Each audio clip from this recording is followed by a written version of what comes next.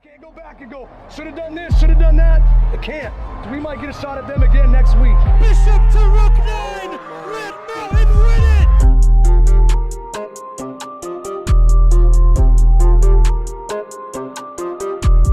You're watching the Lion Pride Pregame, brought to you by RMTV, bringing you the latest headlines and action in 6A football.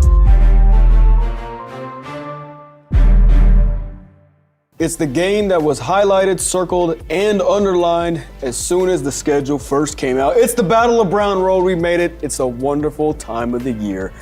Hello, everybody. My name is Nate Smith. With me is head honcho Kyle Enders. And coming off of a dominant win against the Desert Ridge Jaguars, in which the Red Mountain offense just looked insane. 69 points. 4 guys getting a receiving touchdown. Jamison Wade, double-digit tackles in that one. Dominic Carmagiano found his groove. 9 of 11, 3 TDs, and 1 interception, although it was from a great play from Desert Ridge. Let me hear your takes on it. Yeah, I mean, you talked about the offensive performance. We only had 28 or 27 offensive plays, and to think we scored 69 points is pretty wild to think that. I think all the way around, it was kind of a weird game. There was a lot of penalties and things like that, but overall we did what we were supposed to. Kids were flying around, and some of our scout players that don't always get the chance to play on Friday nights got pretty much an entire half. Yeah, and I'm glad you mentioned the penalties, because there was like a brief period in time where you kind of let him back in the game. Penalties that led up to let him in. Okay. Strong language there, but there were a lot of penalties where they got first downs after that. Yeah. Ironically, there was a little bit of a mishap to start the game on the coin flip. Half of the referee crew said we won the coin toss. The other half thought the other one. Somehow we ended up kicking off on both halves because of the mishap. I wasn't very happy about it, and we got punished. I made a comment and said maybe if they score on us, we would kick off again. And after that, we got 4 consecutive penalties on 3rd or 4th down. So I could take the blame for 3 of the 4 penalties. Honestly, we have the in-game, live feed, and we go back, and I was trying to give the benefit of the doubt to the referees, and I go there and I take a look at it, and I had no coaching points for our kids except for just keep playing harder. Yeah, no, we got kind of the slap on the wrist. I got put in timeout for a drive, and it wasn't too good. But again, I'll take the blame for that. I should have kept my cool, but you know what? The kids rallied behind it, and 69 points later, it was a running clock, and we had a great time. It's the type of things that you don't see on the broadcast that make the game exciting. Moving on to the power rankings that were released Tuesday. A lot of surprises here. Liberty's at number 3, which that's going to get the people talking. Yeah, I just had deja vu, because last year we sat right here in a pregame show and the rankings appeared, and they were really wild last year. And we had the same conversation. I told you, pump the brakes, a lot of movement. Do not put too much stock into this. Liberty's the number 1 in Arizona until somebody in Arizona beats them, in my opinion. Don't let the numbers fool you. That's based on strength of schedule and them having a loss. We just don't have a big enough sample size to really determine absolutely the sheep from goats, so to speak. Yeah. For your number 1 and 2 teams, you got Basha and Hamilton. I'm going to raise my hand here. Big fan of Hamilton, okay? They put up 50 points on against everybody this year. So, disagree with me all you want. I'm not disagreeing. Hamilton's a top Them 3 doing team, what they man. did to Centennial says a lot. Here's kind of my rankings, and I think we've talked about it before. You have 3 in the upper tier right now. It's whatever order you want to put them in. I'm going to say Liberty, Basha, Hamilton. Those are the 3. They're the front runners for they're kind of a step ahead of everybody else. And then you have a second block. And that it's just I think anybody can beat anybody in that second block. It's a consistency and how healthy teams can play. That's the Chandler, Brophy's, us, Mountain Views, the Pinnacles. And I think there's a few other down there that have a chance. There's a lot of parity in that second range that I think on any given day they can compete with the top tier. It's just they'd have to play their best football. You got Williamsfield in there. And then I think below that there's another tier. I think Perry's underranked. Their strength of schedule doesn't help them. I think they're down there at like 14 or 15. They played Brophy tough. They played Chandler tough for 3 quarters. it just comes down to how well you play in those big games, and we got one tonight with Mountain View that could be a big statement game for us. Yeah, 100% spot on with what you just said. Perry's at number 14. Westwood is just sitting outside of the play-in as we speak right now. Higley, I'm going to say this: way to respond to the critics saying that you can't be in 6A. They're doing well, 4-2. However, they got that 50-7 loss to Mountain View, which surely had to have been I don't want to say slap in the face, but it was definitely a welcome to 6A moment. Yeah, for sure. I mean, that just shows you've been back to the tiers of, the levels of football that there are. And right now, Mountain View is playing really good football. And tonight, it's a test for us, and it's a great way to show kind of where we should be in these rankings. No, I 100% get it. And even before the Brophy game, there were people outside of this organization specifically that said that Red Mountain, hasn't really played anybody. And to show that you went to Central High, more so Brophy College Prep, and you gave Brophy a run for their money without Dominic Carmagiano, there were people in the pregame saying if we had Dom, surely you guys would have won that game. Yeah, I mean, it's hypothetically speaking. It definitely would open things up for us offensively. You have Kai Jackson play offense in a game like that, and then you have Leo at a D-line. Could it be different? But Brophy, I'm not going to take anything away from them. They beat us. And they beat us pretty good. And like I said, it was a good 3.5 quarters, and then they wore on us, and they imposed their will. We would love to see them again. Hopefully we get that opportunity to all these people questioning it and putting in hypothetically, if we had this guy, maybe we can prove that one of these times down the road.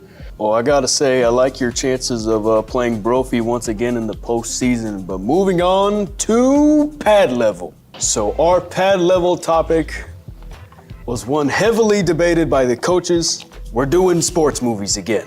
And I'm gonna let Kyle Enders do his Well, top I three mean, first. Coach Hernandez had Like Mike as like 1 or 2. Like Mike. After seeing that, I was like, when I get on here, we're gonna have to do sports movies again. And I thought of 20, 30 of them, and they're all debatable. Like Mike was not in the top 50, wasn't even in the top 100. But I thought, I'll give you my top 3, but they'll be all different sports. So they're not all basketball or all football or kind of random. And then I have a few honorable mentions that are like must watch. So we'll start with 3. We got, it's a hockey movie, and they actually made a TV show. The Mighty Ducks. The Mighty Ducks is one of my all-time favorite. Me and my brother probably watched all of them. I can't even count how many It's times. like 5 movies in the Yeah, there's really series. 3. 3? There's 3 that matter. Okay. There's 3. So my number 3 actually is also the Mighty Ducks. Fair enough. I mean, Like mine's. Like Mike. they got some characters in that movie, and the level of storytelling. Goldberg, yeah. Remind me, he's the guy they taped to the goal. He's the goalie. Yeah, he's the goalie, Yeah. right? I am Goldberg, the goalie! Okay, like they tape him to the goal so he can be more comfortable in the net. We're moving on to number 2. And I'm gonna go with the baseball movie, Hardball. Never You haven't heard seen of it. Hardball, bring tissues, you will cry. If not, you don't have a heart. You gotta watch it. The next pregame show, you gotta bring it up. So I'm gonna bring up Hardball. You gotta watch it. That's your homework. All right. To watch Hardball. One of the best baseball movies out there. There's Angels in the Outfield. There's all these 42. There's League of Their Own. yeah, That's The another Rookie. one. But no, this one is a whole different take on it. Very serious, really good movie. Young kids playing some baseball in the inner city. Speaking of young kids playing baseball, I got The Sandlot at number 2. Once again, a lot of good personalities in that one. Yeah, Sandlot's a great one. That's one, my 5-year-old, I made him watch it. He felt like it was torture, but I was like, this is something I gotta say my kids have seen. It's a canon event. Yes. They have to go through it. And what's your number 1? And number 1, it's a football movie, Remember the Titans. I still have it up there, I couldn't take it. It's got a mix of everything. I agree with that. My number 1, a childhood staple for many kids who are my age. It's Cars. Now, Hold on, sports movies? Hear me out. It's very centered on racing, okay? Hold on, if we're going into Cars movies and racing, Yeah. then I have to go with one of my first out of my top 3, honorable mentions, Talladega Nights. Okay, so if we're going off the rails a little bit, another honorable mention, Dodgeball. A true underdog story. Hold on. An underdog story. Have you seen the movie Murder Ball documentary? About the wheelchair paraplegics that play a game, a sport. One of my all-time favorite sports movies, documentary, Murder Ball. You want to talk about underdogs? Murder Ball. Murder Ball. Another one, my last one of my honorable mentions, The Warrior. It's about kind of like MMA fighting. And it's brothers. One of them was actually a teacher. Then he became an MMA fighter, tried to pay some bills. Long story short, there's two brothers involved, and it's probably, I have it above Rocky. The Warrior might be the best fighting movie, besides Three Ninjas, the original, movie of all time. Well, we could talk about movies all day, but we need to get back on track with tonight's game against that one team. The other team down Brown Road. Mountain View quietly making a case for the Open, I must say. Sitting at 4-2, they're in the driver's seat of their own destiny. Like I said previously, they beat Higley 50-7. They lost a competitive game against the Basha Bears, one of the best teams in the state right now. A lot of returners in this Mountain View offense. Talon Arnett, he's averaging 83.8 yards per game receiving-wise, and he's got 8 tutties this year, and he's also the one that caught the Hail Mary before the end of the first half last year. You really gonna do me like that? You're gonna bring that up? Yep. Okay, fair enough. Just give you a little fire. That hurt. That burned a little bit. We're just gonna give you a little fire, Coach. Gotcha. I don't need any. We're their homecoming game. Being their homecoming, being a rivalry game, it's already a packed house. You played in the game. It's loud, and they have a good student section, and we're excited. They have a lot of returners. They've got a new defensive coordinator to run a lot of different stuff defensively. They're a well-coached football team with good football players, and it's going to be a good football game. We were hand-selected by the football program to be their homecoming game, and we want to crash a party. Oh yeah, they're going to crash the party tonight in Jesse Parker Field. My name is Nate Smith. This is head coach Kyle Enders, and we'll see you next time on the Lion Pride Pregame Show.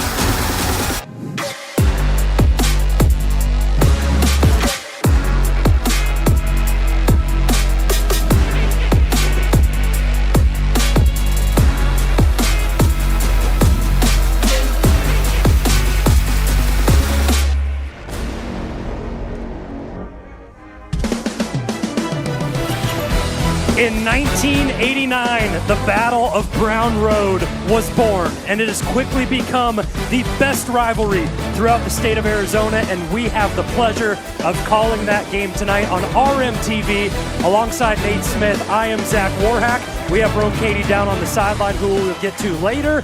Nate, it just means more. Homecoming night for Mountain View. Red Mountain trying to come in and play spoilers. We spoke with both head coach Andy Litton of Mountain View and Kyle Enders of Red Mountain. They know how massive this game is. Yeah, Red Mountain is looking to crash the party on this homecoming night for Mountain View. A lot of distractions for these Mountain View players, but hopefully they can put it all behind and beat Red Mountain in the biggest game of the year for both sides. When you talk about Mountain View, one of the most lethal aerial attacks a season ago, Brady Goodman at quarterback, #1 in the state of Arizona with 42 touchdowns. He threw a lot of those to the leading receiver in 6A, Talon Arnett.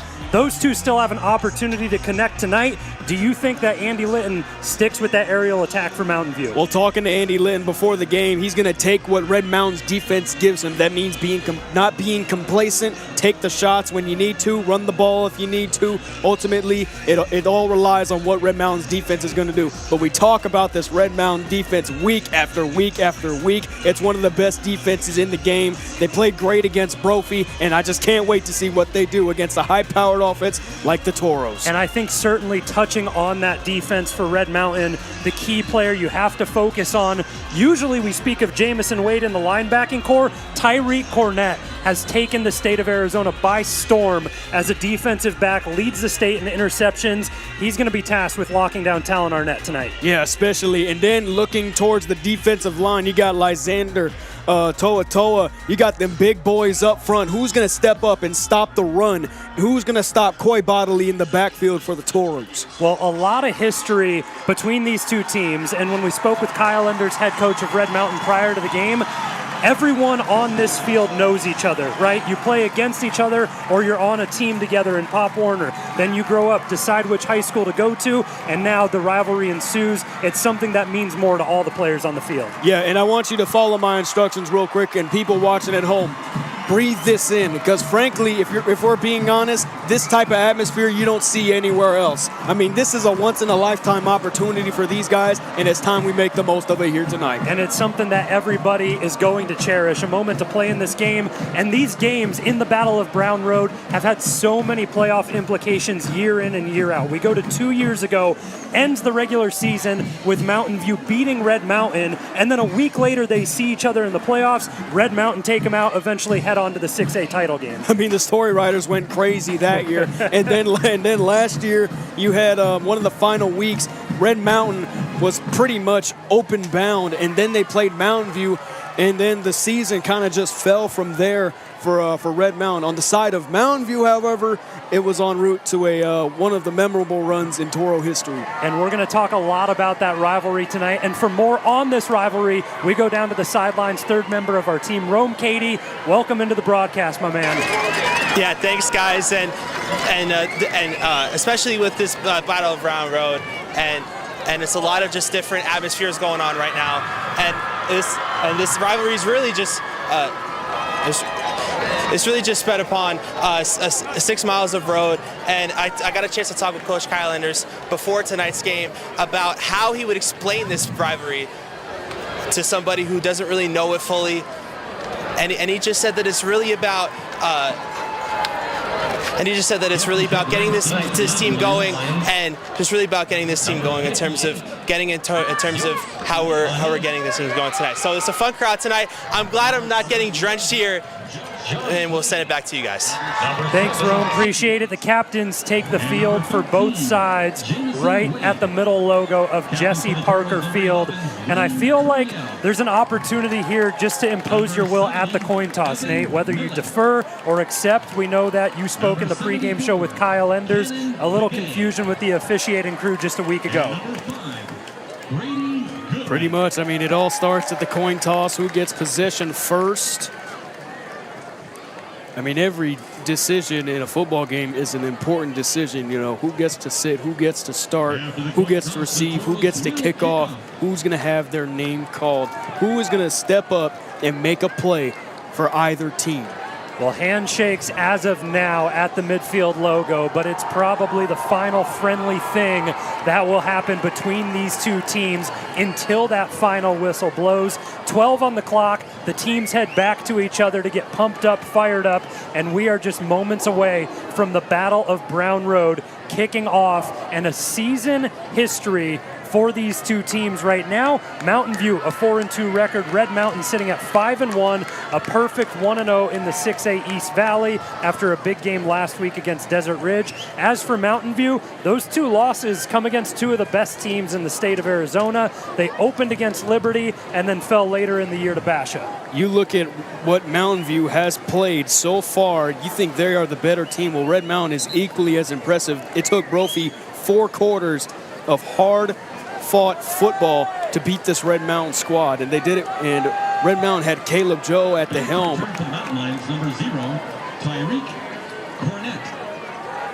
Well, the smoke clears from the fireworks that set us underway at Jesse Parker Field. Tyreek Cornett back deep to return.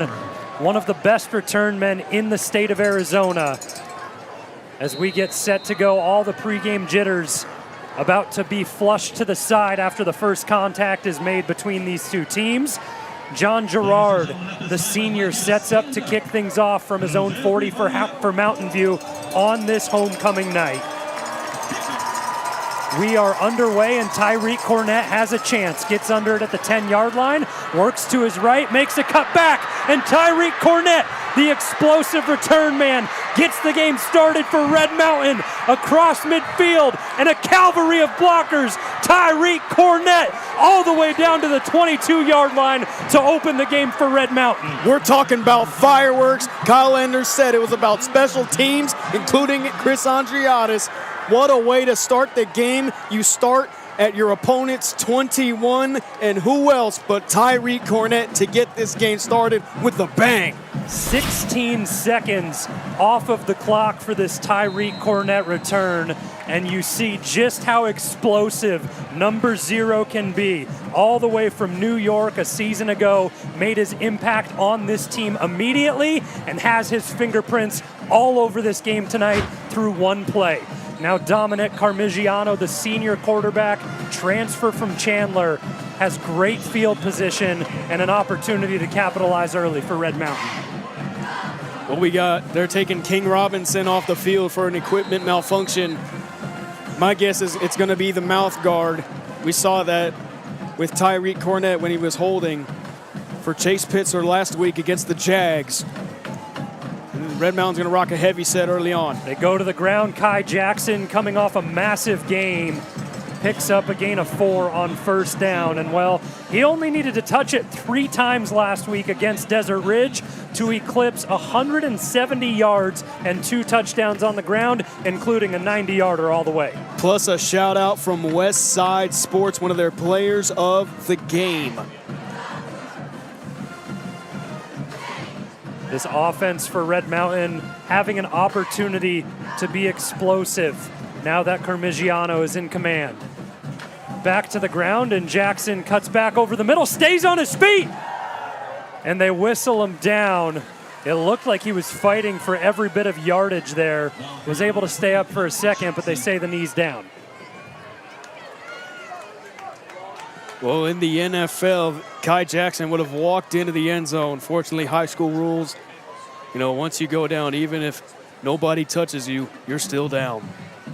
3rd down and 2 upcoming for Red Mountain on this opening drive, set up by a monumental kickoff return from Tyreek Cornett. 1.5 minutes gone in this Battle of Brown Road, the 2025 iteration. We got Jaden Wyndham. He's lined up as the fullback.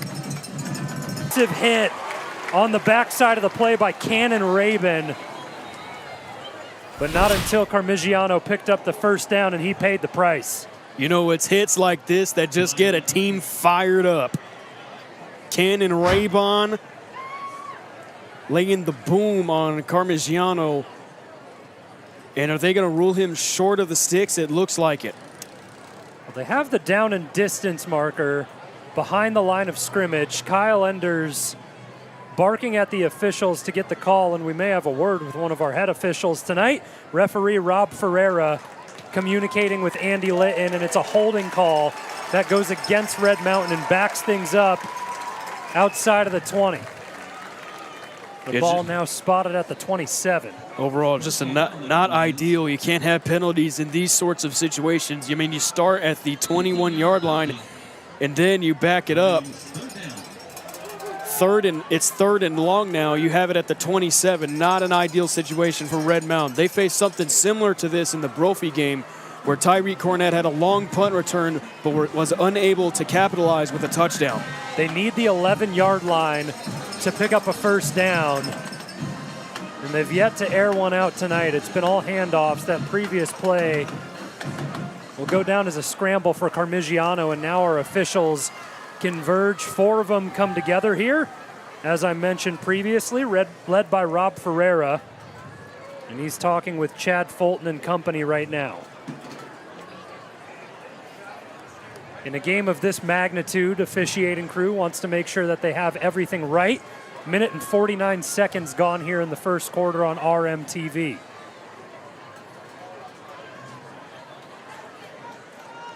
Gotta say, this is a nice looking formation for Red Mountain. You got Kai Jackson, make that King Robinson and Arion Wyndham at the bottom of your screen, basically by the numbers stacked up.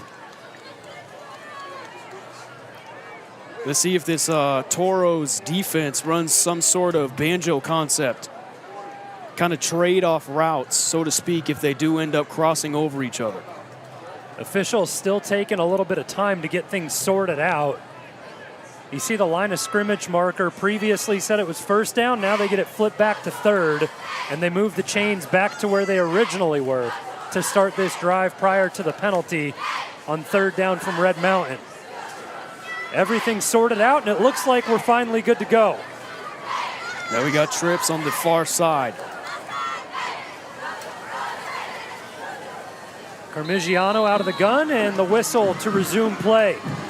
After a long deliberation between the officials, low snap, Carmigiano rolls out, has plenty of time, looks for the end zone.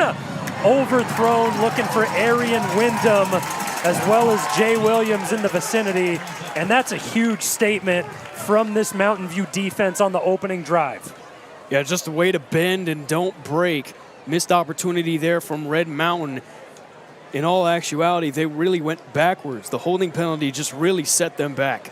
Chase Pitzer on to attempt the field goal now, and I'll tell you what, he is one of the best in the state of Arizona. Played a high level of club soccer, said he wanted to try his hand, or foot rather, at football, and he's quickly become a big part of this team. 44 yards for the left foot.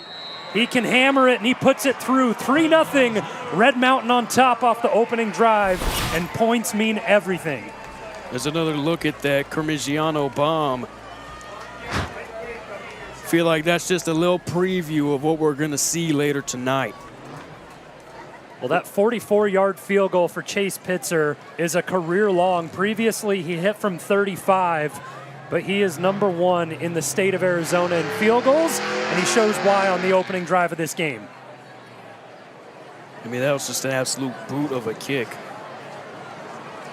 I mean, if we were to take all the data we have from kickoffs, he's averaging pretty much a touchback every kick.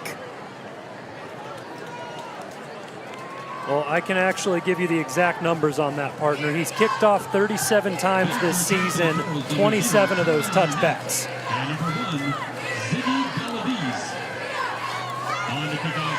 It's just becoming more and more of an art as time goes on throughout the years. These kickers with big legs, first you see them acclimate to college, now we're seeing it down in the high school level. Pitzer gives this one a good poke and a touchback. Doesn't give Talon Arnett an opportunity, and that's just something funny. Both the number zeros for these respective teams, the return men.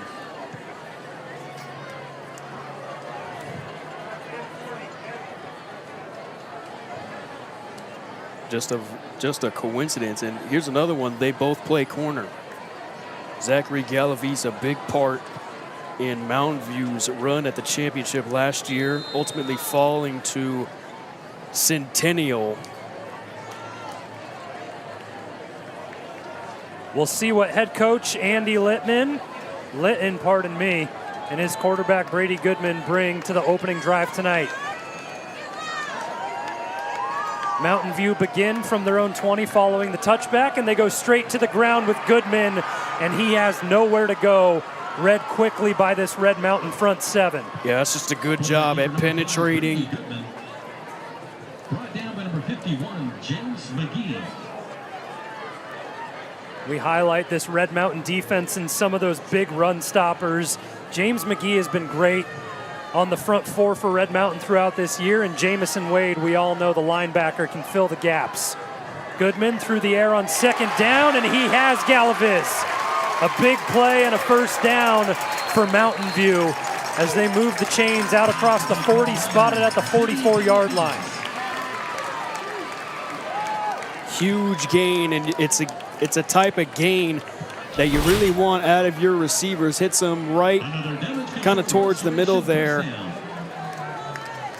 And there's going to be some firepower for both of these offenses. Now a little bit of tempo from Mountain View. Goodman, empty set, gets it out quick, and that's blown up immediately.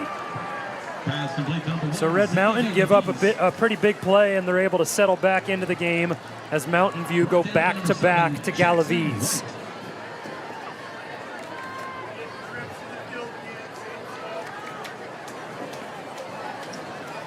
Well, there's going to be a time where Mountain View is going to threaten the secondary with the deep shots.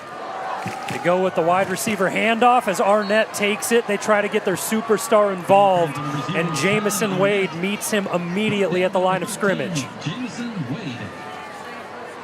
The good thing right now is Red Mountain is flying to the ball. 3rd down and 11, 8:20 left in the first quarter on RMTV. Trips to the bottom of the screen, and a flag flies pre-snap. Flag on the play.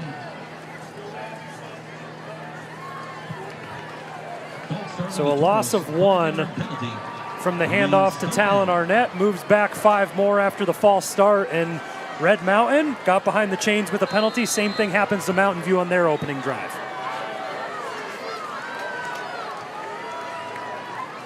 Mountain View really liking that trips formation. He got Arnett at the point.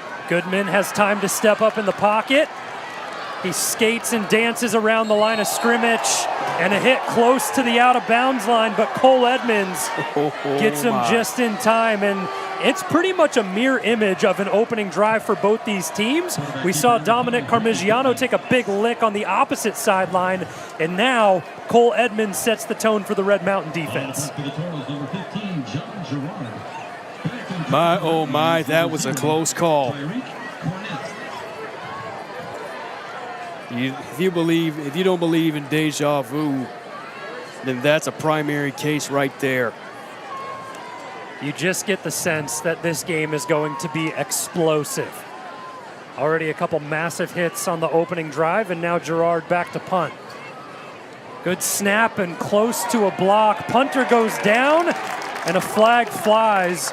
So with the big hit on the sideline from Cole Edmonds previously, he's now flagged with a roughing the kicker penalty, and I believe that's going to give Mountain View a first down if it's 15. It's just simply cannot happen.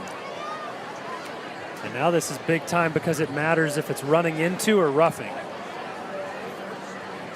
Well, it depends if he gets the plant leg.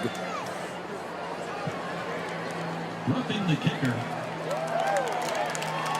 So still 4th down, the official signal from Rob Ferreira there. And we'll do it all again, but that's something where Red Mountain have liked to be aggressive. Josh Barge has thrown in a couple of different stunts on the line of the special teams unit. And trust me, they've had plenty of success blocking punts this year. Both Jamison Wade and Cole Edmonds have one to their credit. Now, going back to that running into the kicker penalty, he didn't hit the plant leg. If he had hit the plant leg, then it would have been a personal foul roughing the kicker. Jamison Wade setting up to play coverage here. Red Mountain ready for the fake on 4th down and 9.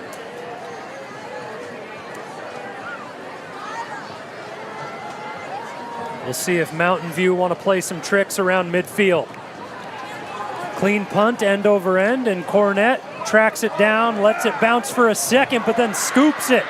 Tyreek Cornett out across the 20, and Red Mountain are ready to start drive number 2. Brought down by number 20, Tristan Willis.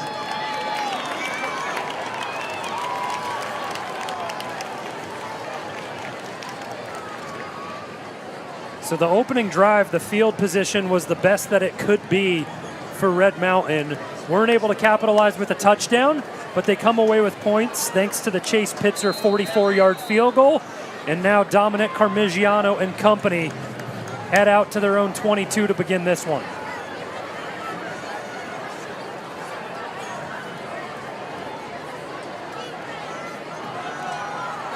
Back to the ground game for Red Mountain, and that's snuffed out quickly by Parker Foster. Ball carried by number 3, Kai Jackson. One of those great senior defensive players for Mountain View, 34 tackles heading into this game. Well, Red Mountain's going to start setting the pass up with the run. Well, and we spoke to offensive coordinator Brian McDaniel prior to the game, and he said the biggest thing is that we have to take shots and capitalize on them. Don't leave any plays out on the field. Yeah, and if you look at that Desert Ridge game, they were taking their shots and they were hitting them. Parmigiano past the sticks and over the middle to King Robinson, right around the 40-yard line, and that's just a beautiful comeback route for a gain of 19.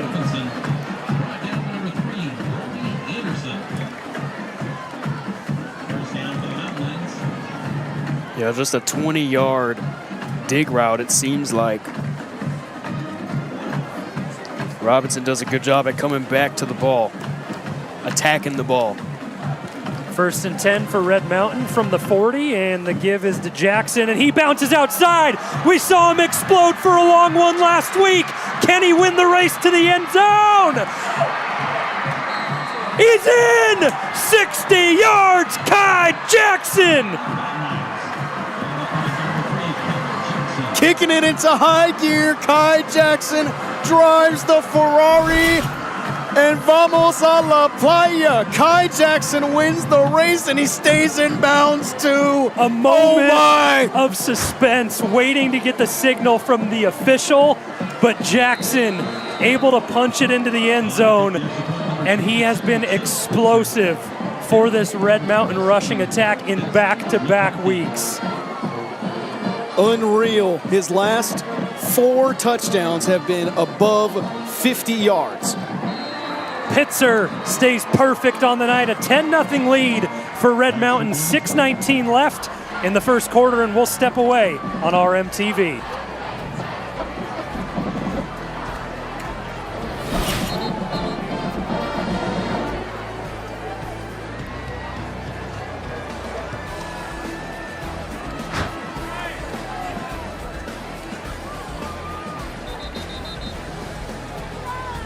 Official timeout.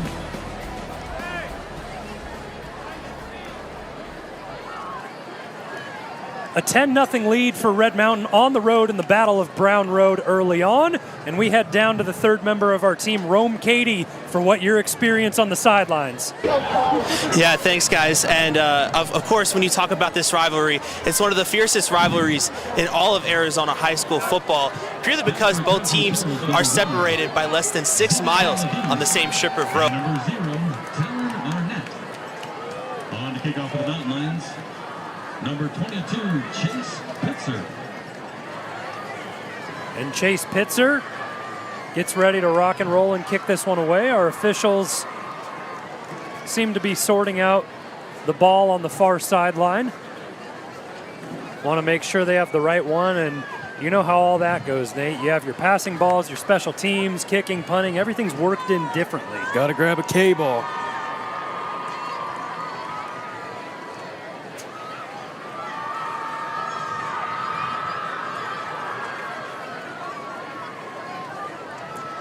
Pitzer now good to go, steps back and is ready to get underway following the scoring drive and the big play from Kai Jackson.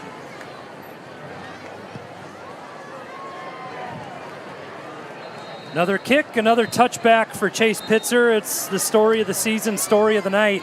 And with 6:19 left in the first quarter, Mountain View looking to answer and respond to that lethal Red Mountain rushing attack. Yeah, that was just an absolute gut punch to Mountain View's defense.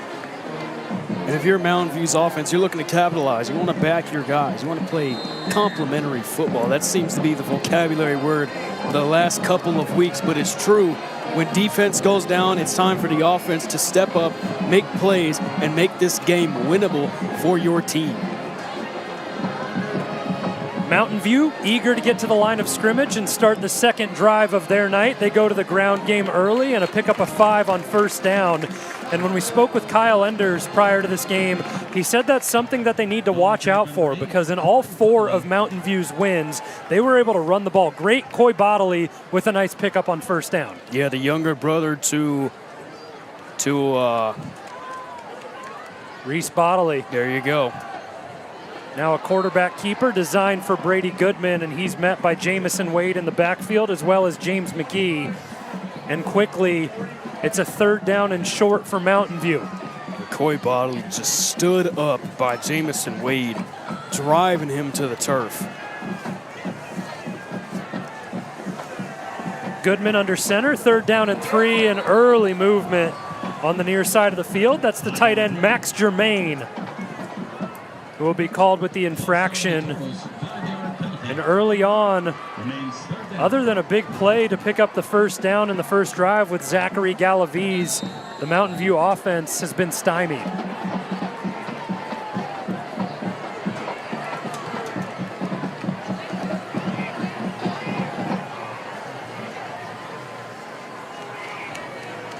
Goodman on 3rd down and 8.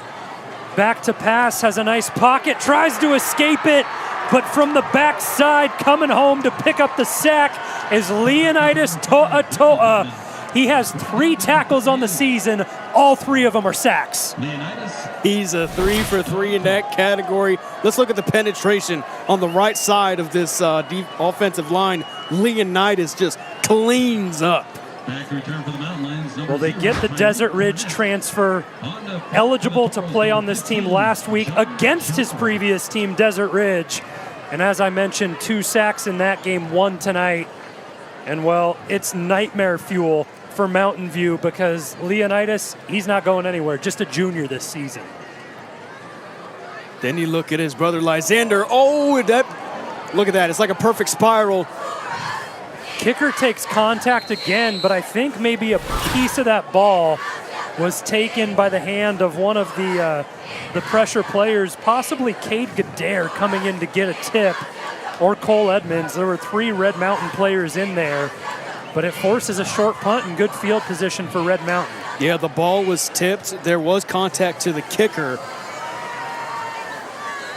You know, it's much like the pass interference call. They don't call it if the ball was tipped.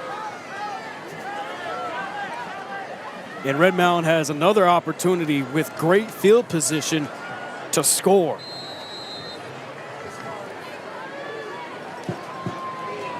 Red Mountain begin this drive from the Mountain View 43 after the errant punt, and Dominic Carmigiano out of the gun. 3 touchdowns a week ago against Desert Ridge, and early movement looks like it's going to be called against Myron Christensen on the defense. Encroachment on the Toros. So a couple of costly penalties early on for Mountain View and a celebration from Big Yosanith on the offensive line, pointing things forward. And the officials are moving things the wrong way here. So the initial signal was against Mountain View, and then they back up 5 for Red Mountain, and I think they need to get things sorted out here. We're going to need some collaboration. The infraction was on the far side of the line in the slot. Myron Christensen, the cornerback, made contact across the line of scrimmage, and the officials ultimately get everything sorted out. Doesn't always have to be pretty, but it has to be right. Now, granted, you can have offsides when you're on the offense, when one of the offensive players is lined up literally over the ball, but frankly, we didn't see that from Red Mountain. So that makes it 1st down and 5 from the 38-yard line. King Robinson in motion. Carmigiano fakes the pitch to him. Carmigiano, shot to the end zone. Got him! Arian Wyndham, 38 yards. Right in the bucket. I mean, I knew it as soon as he got the inside release. Simply cannot happen when you're in the secondary. And Arian Wyndham, touchdown. Foot on the gas. The aerial attack of Red Mountain has not been opened up since a season ago when Bodie Wagner took the all-time receiving record in Red Mountain school history. But Dominic Carmigiano transferred from Chandler, stepped into this offense, and the floodgates have opened. 17-0 in the first quarter, 4:14 left, and we step away on RMTV.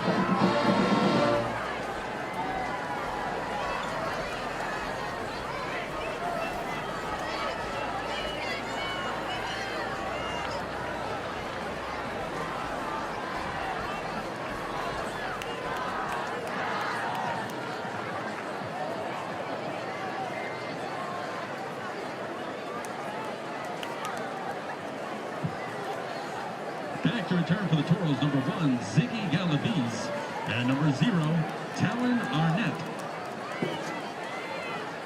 On to kick off the A 17-0 lead early on for Red Mountain on the road in the Battle of Brown Road. And Arian Wyndham with a big 38-yard pitch and catch between him and Dominic Carmigiano. And Carmigiano has just opened up this aerial attack for Red Mountain. Just the offensive playbook has expanded so much within the arrival of Dominic Carmigiano. The deep ball, everything from posts, verticals, wheels, corners, everything has just unlocked for this Red Mountain offense, and I see it, their full potential in front of my very eyes. Well, we know it's been back-to-back seasons of 6A playoffs for Red Mountain, but health is wealth. When they have everyone on the field and Carmigiano able to lead the offense, they certainly look like an open bracket team to me. Look at the play-in. You know, that's certainly a conversation piece. It's a miracle. Good tackling from that Red Mountain front early on. Jamison Wade keeping his nose in the act. And, well, we talk about health, but injuries have sort of plagued this Red Mountain team defensively more than offensively. Nico Lopez, the sophomore, able to make a stop on first down, getting his chance. Goodman facing pressure, nearly intercepted by Cornett as the pressure was provided by Jamison Wade. Oh, it's just a good job at contesting the ball. That's Tyreek Cornett playing corner. Just got one phalange on the ball. That's a medical term for finger, by the way. Third down and 8. Goodman rolls to his left, looks for a shot over the middle. Contact and a flag drawn by Galaviz in the secondary. Derek Wilson, the guilty party for Red Mountain. Yeah, you can't get away from that. Pass interference on the Mountain Lions. They'll take those all day. Another damage. Well, we can see on the replay whether it was underthrown or not. And no, that was a perfect ball. Had Arnett, or pardon me, Galaviz caught that, he's off and running. Well, just a 15-yard infraction at the high school level. So not too much of a price to pay for Red Mountain defensively, but they do give up the first down with the penalty. 3:39 left in the first quarter. Goodman, empty set right now, has Arnett in motion. They go with the read option. Goodman keeps it, spits out across the middle. Brady Goodman out over midfield, and a first down picked up for Mountain View. That's a 16-yard rush from Goodman, and it gets this Mountain View offense off and running. Good momentum swing for the Toros. Nice offensive line play. Hurston Skinner making a big block alongside Diego Kish. Goodman back through the air, fights away from To'a, and out towards the Red Mountain sideline. Galaviz has been a big name this evening in the receiving game for Mountain View. And while they got punched in the mouth on the first couple drives from Red Mountain, they are responding here. Just way to respond to adversity. And like I said earlier in the drive, great toe drag swag, good at the pro level 2 from Galaviz. What a beautiful shot from our crew there. Goodman with another read option out towards the 20-yard line, spotted at the 21, and that's enough for the first down pickup of 10. So Goodman getting it done with his legs here early on tonight. He's already got 6 touchdowns on the ground this season. And last year in that department, well, he didn't really need to use it because he was so lethal through the air. Red Mountain take a timeout as the ground game of Brady Goodman has been torching them. And what have you seen on those read options these last couple of plays? We saw one ran the 2-man game between Talon Arnett and Goodman off the motion, and then in the backfield again here. Well, what I'm seeing is the defensive line for Red Mountain isn't playing with their eyes. they have their eyes all the way on Coy Bodley or whomever is running the ball, quote unquote, whether that's Talon Arnett or Coy Bodley. They need to have their eyes both on the running back and the quarterback, because we have already established this season that Brady Goodman is lethal through the air and on the ground. Such a split-second decision to make for Goodman. So far, the execution on the read option has been great. 2:51 left in the first quarter on RMTV. A 17-0 lead for Red Mountain as we come out of their first spent timeout of the opening half. So Kyle Enders talked things over with his defense, and Andy Litton, similar conversation with his offense. Steve Meadow in the backfield this time motioned up towards Goodman. Goodman through the air, rolls out. A lot of time, and Goodman takes off.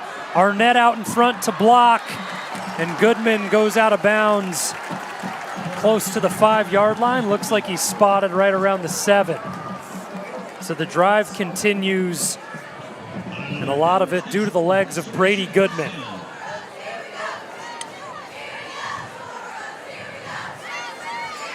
The #1 passing quarterback in 6A just a season ago has an opportunity to cut into this 17-point lead. They go to the ground, and Bodley out across the 5-yard line, and then he's swallowed up.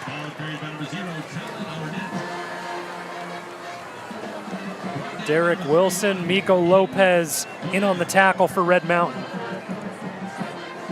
And here we go. We see Red Mountain in one of those bend and don't break situations. Really haven't seen them in this kind of position against Desert Ridge last week, and here we go. Goodman to the end zone, and Arnett can't bring it down. A little bit behind him on the quick route. Guard Lyles was in coverage. You know, that's going to be one that Brady Goodman's going to want back. You know, you could also see Galavis in the corner of the end zone. Yep. Kind of split between the two of them. Tyreek Cornett was working with Galavis, and Lyles had Arnett.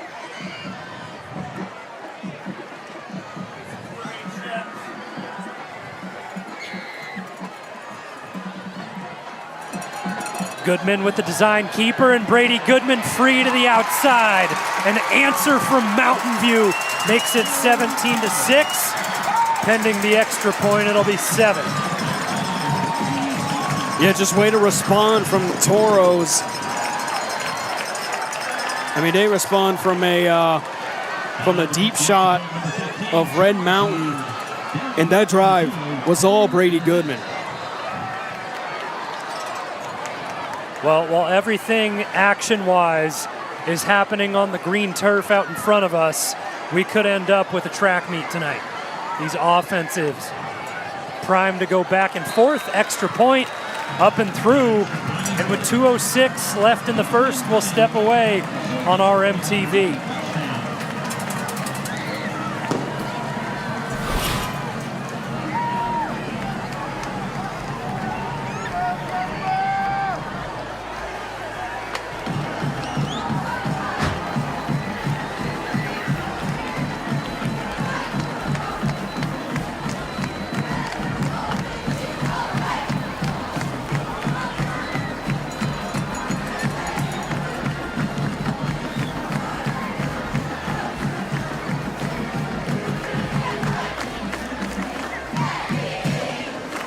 Homecoming night at Jesse Parker Field for the Battle of Brown Road, and the home crowd getting involved for the first time tonight. A 17-7 lead for Red Mountain on the road, but a big-time rushing touchdown from Brady Goodman.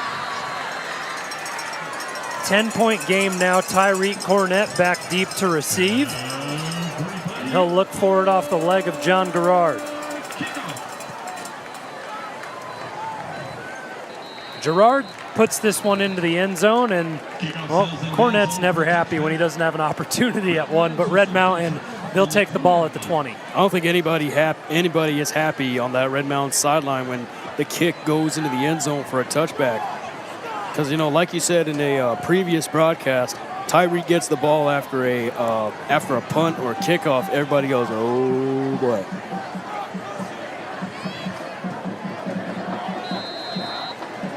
Andy Litton down on the sidelines getting things sorted out with his offense, trying to keep them fired up. There's still plenty of life, plenty of time in this game. Dominic Carmigiano takes over for Red Mountain at their own 20.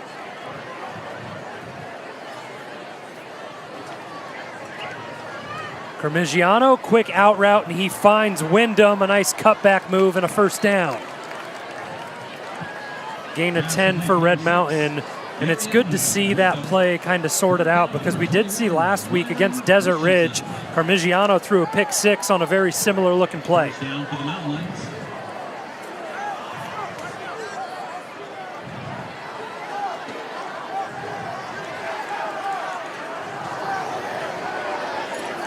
Everyone onto the wristbands, and Tyreek Cornett checks into the backfield for the Red Mountain offense.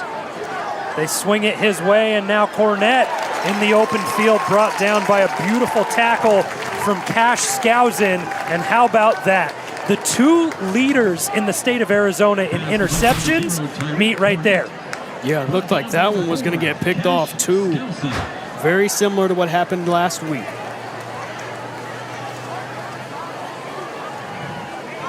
A loss of 3 on that play for Red Mountain as we approach the 1-minute mark in the first quarter on RMTV. 24 combined points between these two high-powered offenses. What a catch by Wyndham on the near sideline. And that is a college-level ball from Dominic Carmigiano out of his hand before Wyndham even breaks back, and he's able to stab it out of the air. Holy cow. I mean, he had legit no time to react, and he just stabs it out of the air. 54 receiving yards in the first quarter for Arian Wyndham. Early movement on the defensive side. And that's back-to-back drives where Mountain View have a pre-snap infraction. Eddie Valenzuela has it called against him. First down for the Mountain Lions. Yeah, and it's one thing where one guy jumps. It's one thing where one guy jumps off sides, but the entire defensive line for Mountain View jumped off sides there. Another hard count and another penalty from the side of Mountain View looking to get discipline. And well, you may have heard a little chuckle come over your airwaves from Nate pre-sentence. It's not because anything happening up here in the booth, not because anything happening on the field. It's the student section of Mountain View throwing off those pink smoke grenades, and then all of a sudden stacked up one of the students just in a Speedo. It got you. Yeah, Mountain View's got one of the rowdiest student sections in the state. I don't think there's a lot of student sections that are better than this one here at Mountain View. You could point out Highland, Chandler, Hamilton, but Mountain View has them beat. We'll keep that off the screen for the night as much as we can. First quarter comes to a close, 17-7, the lead for Red Mountain. Big plays all over Jesse Parker Field in the Battle of Brown Road.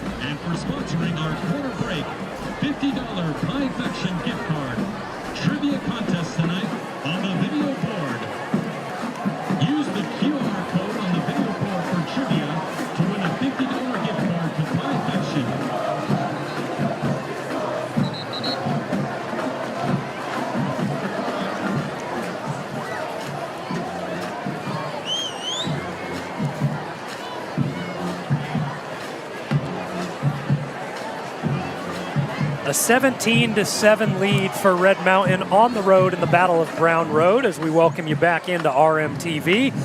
Alongside Nate Smith, I'm Zach Warhack. And Nate, this game, well, it's provided everything it was supposed to so far tonight. Yeah, this Battle of Brown Road is certainly shaping up to be a good one. Both high-powered offenses and big hits like that one.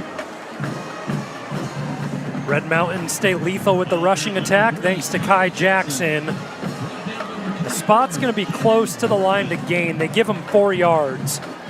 So it brings up 2nd down and 1. A lot of pre-snap penalties from the Mountain View defensive line to begin this drive. And that's contributed to Red Mountain being across midfield.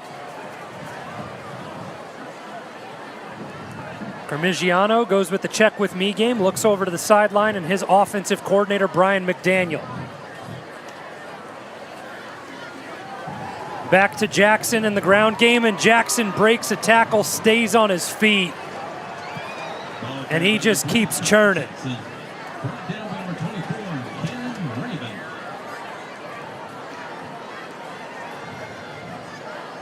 Well, Kai Jackson's going to be the workhorse for this offense. Darius Grayson Court's going to see some snaps here.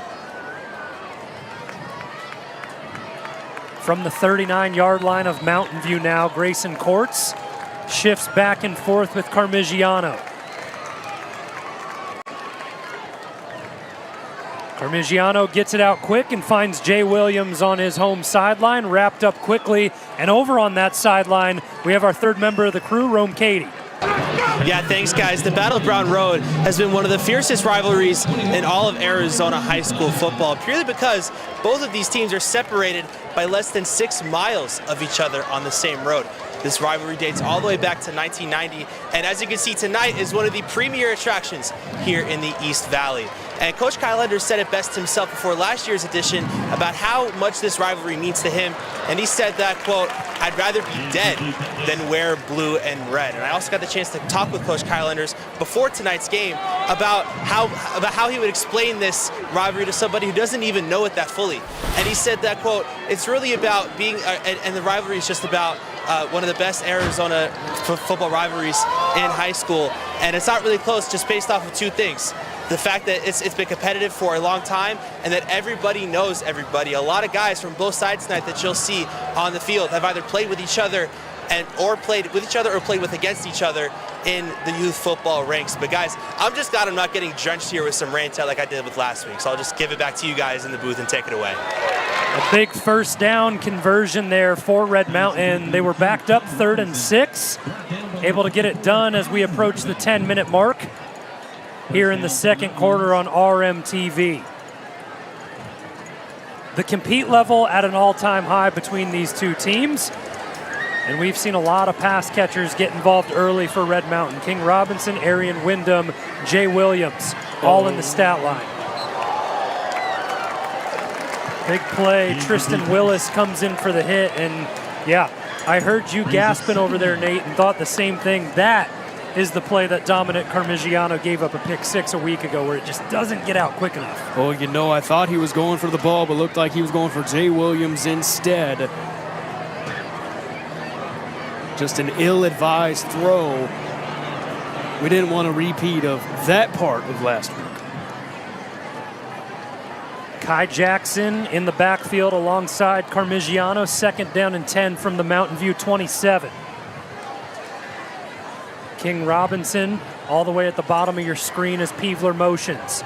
They go to the ground, and Jackson waits for a block and a burst of speed for Kai Jackson inside the 10-yard line, and he has been a breath of fresh air for this running back room that has not been able to stay healthy all season long.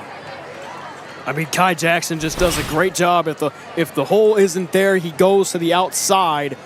And get a look at this hit right here. Bam, a shove from number 3, Brody Anderson. Doubled up with him and Cash Skousen. And Jackson has had an impact on this game from the get-go. A 60-yard rushing touchdown early on, and now has Red Mountain driving yet again. Carmigiano back to Jackson on the ground that time. The front 4 from Mountain View get through. Rain Curiel with the tackle.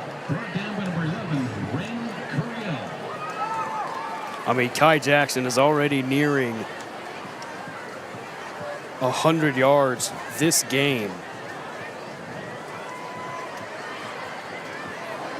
I mean, he has close to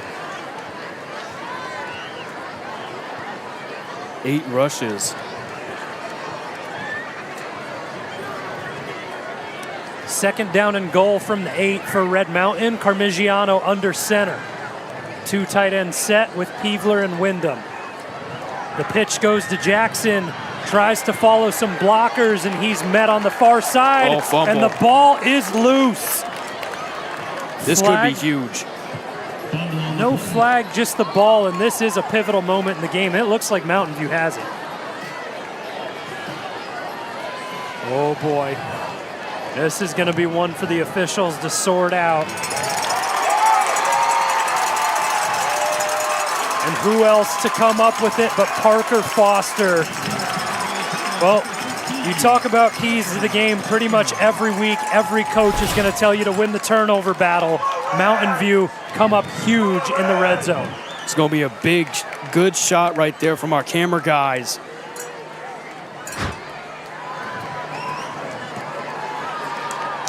And it's just a game of keep away. And Red Mountain with just a critical turnover in the red zone. You just can't have it in a game of this caliber.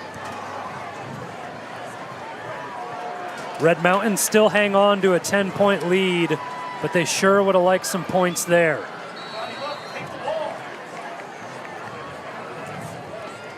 A quick play there early on in the ground game for Mountain View. Not much to show for. Just a pickup of 1 on first down. But that previous drive for Mountain View was really just a statement as we take another look at the fumble there. How about that? Just a hat on the ball from Tristan Willis. We saw 2 big hits from him on that previous drive.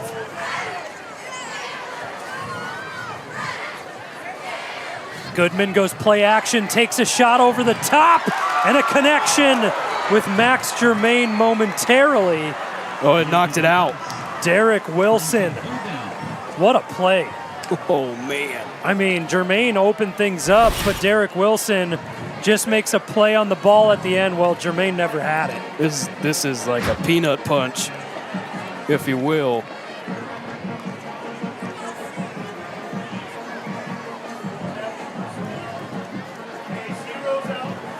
And if you're Red Mountain, you force a punt on Mountain View, Tyree Cornett has a chance to get some magic. Well, we'll have to wait on that as Galaviz has been the leading receiver for Mountain View as we have a flag in the secondary.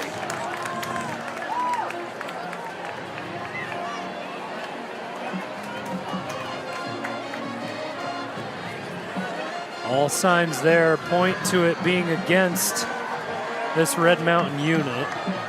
And it's a defensive hold. They declined the penalty and moved the chains. So I know we talk about Talon Arnett and the impact he has, but Zachary Galaviz having himself a night. He's their sneaky number 2 guy. We got another pre-snap penalty on the Toros. And that's really been this, aside from the big plays, Toros just unable to shake the pre-snap penalties. I'm counting them right now. That's 6. 3 on offense and 3 on defense. Well, and you would hope that with just 4 games left in the season, you'd have some of those things ironed out. But the struggles continue in the discipline department. Oh, what a plant by Cole Edmonds. He was not faked for a moment. Holy cow. Cole Edmonds, the guy that you're going to see in your nightmares, right in the grill. Right in the grill of Coy Bodley. And he got up close and personal, too.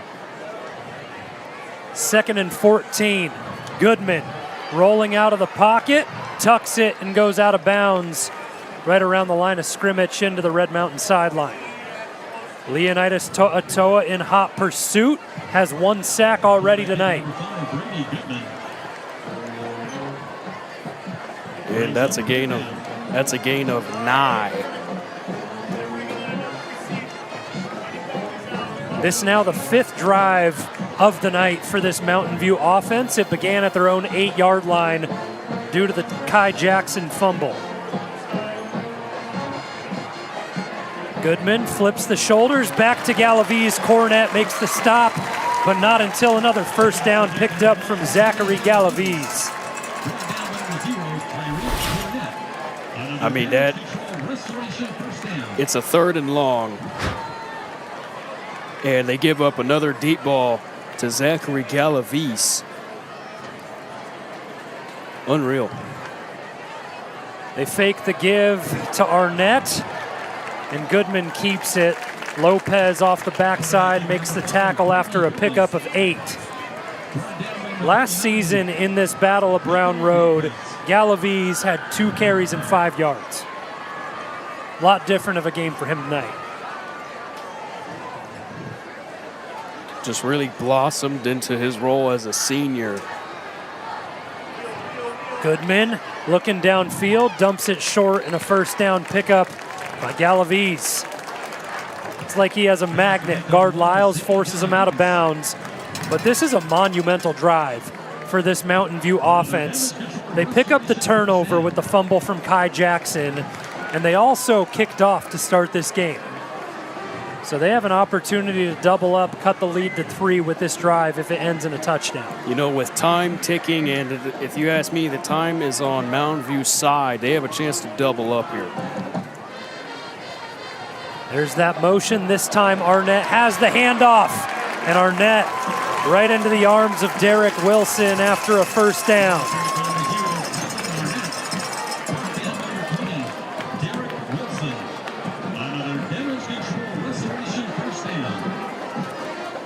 This is the Mountain View offense that we anticipated to see coming into the game tonight. You got trips to the near side. A lot of funky stuff from both of these offenses trying to get the defense sleeping. Arnett lines up as a running back this time, tackled by To'a on the interior quickly. Well, and now you have double trouble, and I know you and Kyle Enders in pad level prior to the game, you talked about the Mighty Ducks as one of the best sports movies. How about the Bash Brothers, Leonidas and Lysander To'a on the field? Goodman, shot to the end zone, yicked up! Big play in the secondary by the leading interception holder in the state of Arizona, Tyreek Cornett. I mean, in all honesty, I didn't even see him down there. Tyreek Cornett, that's exactly what the DBs tell you to do. He goes up and he high points that ball. A drive killer for both of these teams. It's the Kai Jackson fumble at first. On the other side of things, as Mountain View looked to respond, Tyreek Cornett with a huge interception to give Red Mountain the ball back with 5:10 left in the opening half of this game. I mean, hold on now. Red Mountain's not out of the weeds yet. They're at the 2-yard line. And if Tyreek was able to stay up after that interception, would have gave Red Mountain a better field position. Number 7 on the season for Tyreek Cornett, averaging an interception per game. It's insane.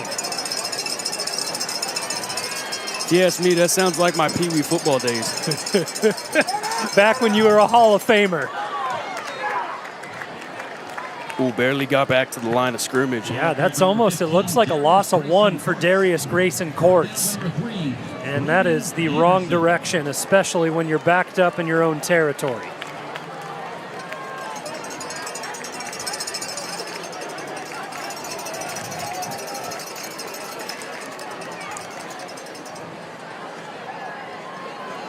The defense really has settled in tonight for Mountain View, and it's been big plays from their big 3, Rain Curiel, Cash Skousen, and Parker Foster. Well, they got Carmagiano lined up as a receiver. Oh boy. False start. goes against Red Mountain, and they're going to be about as backed up as you can get here. Starting the mountain lines, half the distance to the goal. Remains second down. So we talk a lot about doubling up, right? Mountain View scores a touchdown. They kick off, and then they receive the kickoff, at the beginning of the second half, and they go down and score a touchdown. Could we see a triple up possibility here with Mountain View getting a safety, getting the ball, scoring, and vice versa? It's going to be a battle in the trenches to decide it. Look at this heavy set shown by Brian McDaniel's offense. And a timeout taken by Red Mountain, their second of this opening half, with 3:58 left in the second quarter. So a big interception by Tyreek Cornett to give Red Mountain the ball back, but they are struggling to get out of their own end zone. I mean, if we have a pylon cam, it is basically on the, let's say, the 3-inch line of Red Mountain. Their backs are against the wall. The playbook is limited. Could you go for the deep shot? The problem with that is how much time does Carmigiano have in the pocket with the end zone in the back, defenders in your face? What's going to be the move? Coming out of a timeout, who knows what the wizard Brian McDaniel could pull out here, one of the top offensive coordinators in the state of Arizona. And when we spoke with him pregame, he said he wants to push the ball early and take shots. This would be an all-timer. Right now, it doesn't look like it. Wildcat formation with Kai Jackson set to take the snap. Some positive yardage for Jackson as he's brought down by Preston Patterson, one of the best defenders in this linebacking core, and he's only a junior. You know what? That's a smart play from Brian McDaniel. Just get some yards. Just putting it simple there. I mean, seriously, just get some yards. Make sure that offense has enough room to operate. You bring in your heaviest bodies. It provides a little bit of breathing room for Dominic Carmigiano out of the gun on third down. Carmigiano escapes one, another just out across the goal line. Carmigiano has to fight for his life to not give up the safety.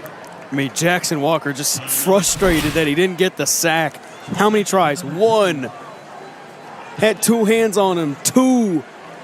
And then three, and then he stumbles out. Unreal. Well, it made things challenging enough for the offense, but now Chase Pitzer has to get one away deep in his own territory. 3:05 left in the first half. Pitzer with his back against the wall, punting out of his own end zone.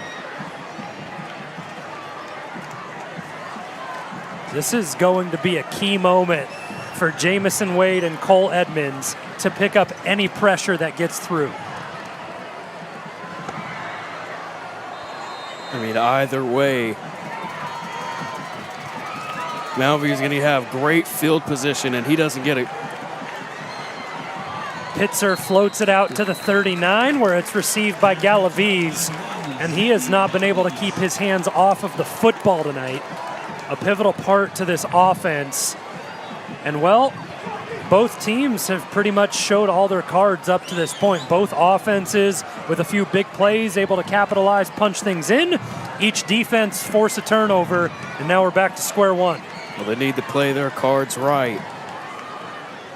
In the words of Kenny Rogers, you got to know when to fold them, know when to hold them, and know when to walk away, and know when to run. I would have loved to hear you sing that instead of speak it. First down and 10, 2:58 left in the first half for Mountain View. Great field position after the Pitzer punt out of his own end zone. Empty set for Goodman. He's done it with his legs, looks to do it with his arm, and a huge pickup all the way down to the 10-yard line, and he had to pay the price. A big shot to Teo Weeks, his first reception of the evening. That's a 29-yard gain. And Kyle Enders letting the defense hear it.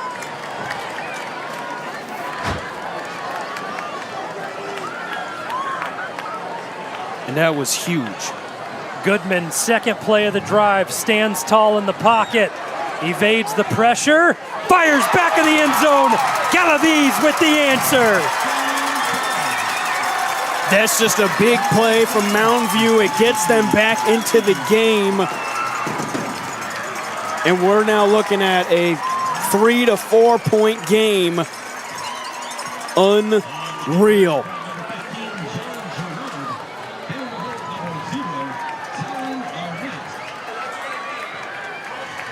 Incredible. What a response from this Mountain View squad to be down early and claw back into this game. And now this could pay dividends.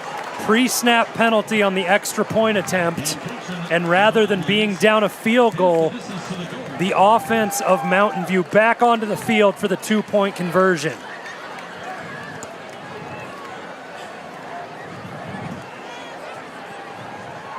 Well, you know, these one-score games always come down to something crazy. I know we're way early here, but it could set up for a game-winning rather than game-tying field goal. They keep it on the ground, and Goodman walks in. How about that? Yeah, and that's just simply too easy. Red Mountain gives up the edge to one of the most lethal dual-threat quarterbacks in Arizona. And like you said a couple seconds ago, it sets up for game-winning and not game-tying. Still plenty of time for the Red Mountain offense to work with. 2:32 left in the first half, and they didn't really have a fair shake at it. Following the Tyreek Cornett interception, they were pinned inside their own territory, led to a 3-and-out. Here's that rollout pass, just absolutely beautiful. And that's a mismatch. Zachary Galaviz versus Miko Lopez. Senior on sophomore.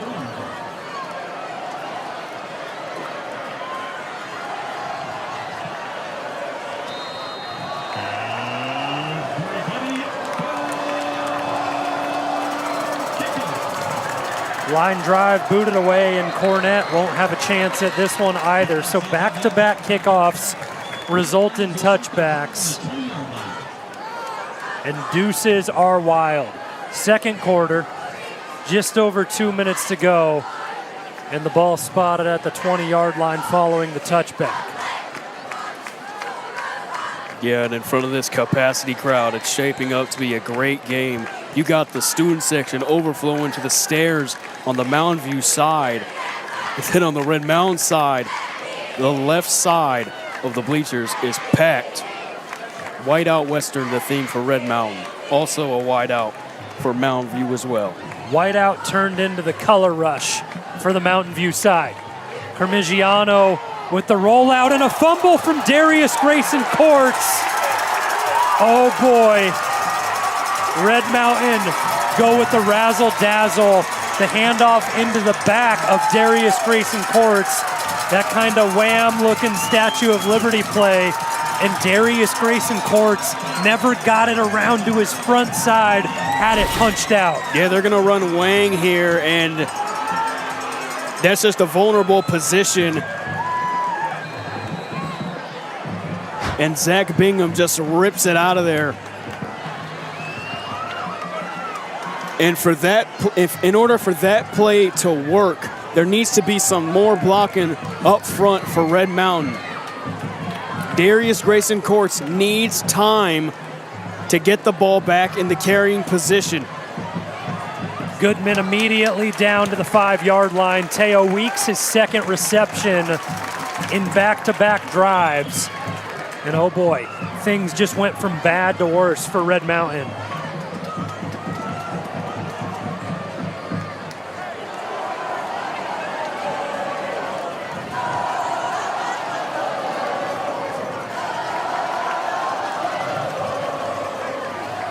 Goodman fakes it, escapes the initial stop, but Leonidas gets him right by the ankle. This is a spot where the Red Mountain defense needs to come up big. Oh, I think Mountain View is just going to tick some time off the clock. They're in a very favorable position to score. I think they're just going to milk the clock, and they have confidence in this offense, specifically Andy Litton calling this offense. Play action, Goodman out to the up back on the play. That's Sterling Stapley. Another one of those tight ends, and it's funny, Mountain View and Red Mountain very similar in that heavy set where they run two tight ends, where you oftentimes see Jaden Wyndham, Anthony Peevler for Red Mountain. It's Sterling Stapley and Max Germain for the side of Mountain View. You know, that was a little bit of a weird play call because incomplete pass, it stops the clock. I think even if you did run it. Arnett, touchdown! Goodman connects with his favorite target, and for the first time tonight, Mountain View have the lead. I mean, 17 unanswered, 21, maybe 22 or 23 unanswered points for the Toros. And if you're on the side of Red Mountain, you're thinking, oh, we're letting off the gas a little bit.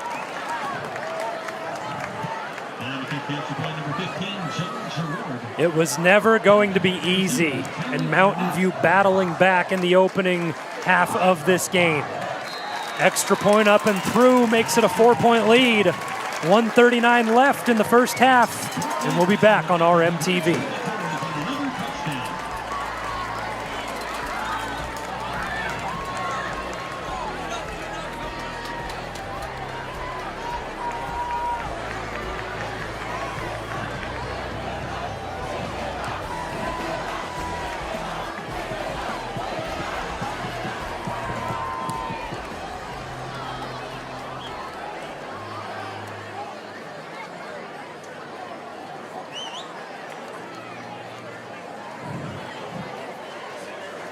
What a turn of events for the Mountain View team, as turnovers forced by their defense have led to points in a couple of big spots.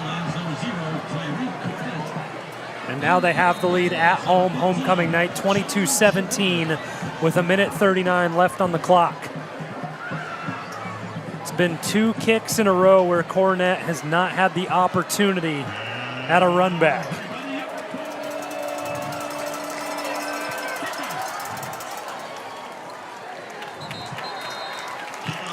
So 3 in a row that Tyreek Cornett can't get his paws on, and it comes out to the 20-yard line. And a fumble on the previous drive from Darius Grayson Courts led to a quick strike between Brady Goodman and Talon Arnett. That's how we've gotten to this point in the game, a 22-17 lead for Mountain View at home here at Jesse Parker Field in the Battle of Brown Road. Of every scenario that we have said in this booth, it's what is Mountain View going to respond? Is Mountain View going to respond? The script has flipped. How is Red Mountain going to respond to this kind of adversity? That's a word that a lot of high school coaches love to use. Red Mountain certainly staring in the face of it in this game. King Robinson's not getting the signal. Confused all the way at the bottom of the formation. Stays there and ends up receiving the pass, cutting it back to the middle. Gets clipped at the end of that play, almost a little bit of helmet to helmet from Jackson Walker. Well, and with all that confusion, it's good that Robinson and Carmigiano ended up on the same page, because the last thing you need is another turnover. Yeah, and it's those miscommunicated plays that will cost you in the latter half of this game. Red Mountain hang on to one timeout with what's seemingly their final drive of the opening half. Carmigiano pressured and brought down. Another big play from Cannon Rabin. And look at the aggression from Mountain View following the sack. They take a timeout as they want to triple up, as you mentioned earlier. Yeah, it was only a matter of time before that Mountain View front seven gets to Carmigiano. Huge sack from Cannon Raybon. And we're going to see a triple up. Sack number 4 on the season for Cannon. And Carmigiano just didn't have anybody available down the field.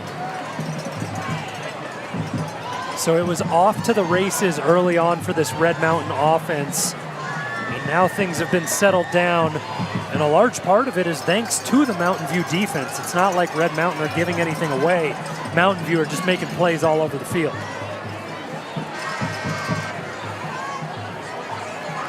Yeah, they're making plays in big, big spots, too. Less than a minute to go. Each team with 1 timeout.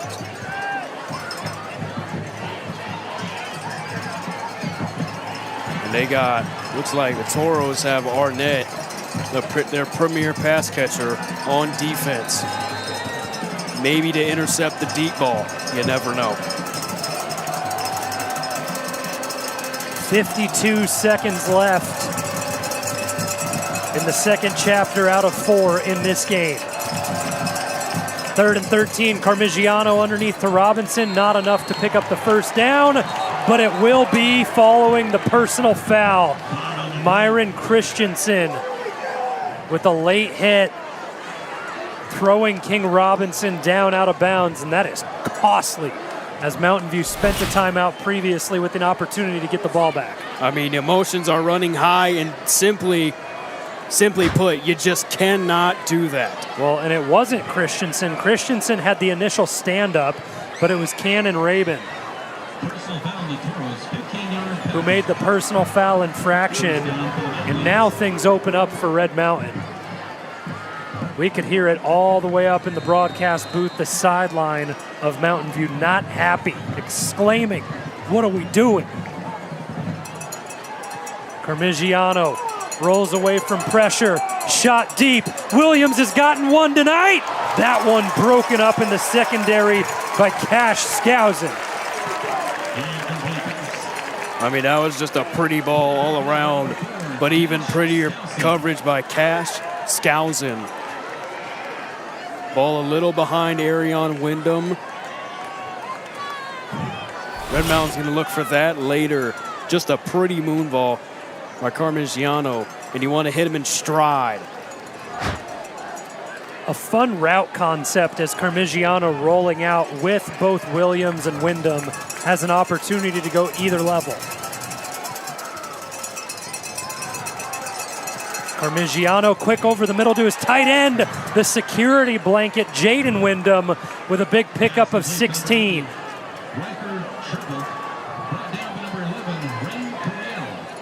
Up tempo now for Red Mountain, under 30 seconds left, nursing 1 timeout. Carmigiano rolling out away from pressure. That one up and out of bounds. Close call for Wyndham on the far sideline.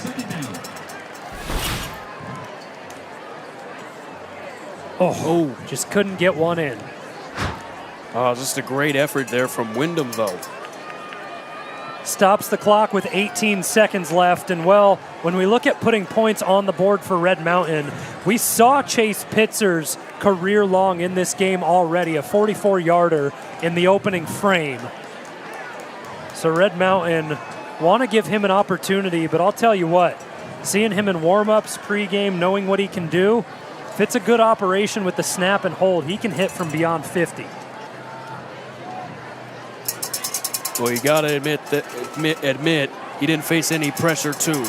Carmigiano with the big comeback route. King Robinson can't hang on.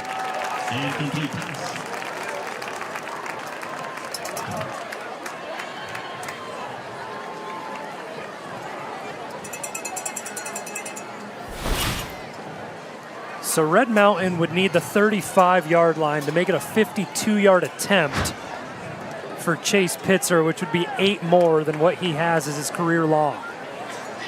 Oh. Does Brian McDaniel go back to his security blanket and Jaden Wyndham? He's been very quiet this year. Very, very, very quiet. He connected for a touchdown last game with backup quarterback Caleb Joe. Parmigiano, pressure brought down at midfield. That's a nice job by the front of Mountain View to make it happen. And a clock expires with the sack.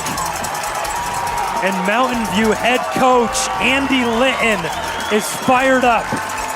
To coin a phrase from Alex Ketchum, he knows that this game is massive.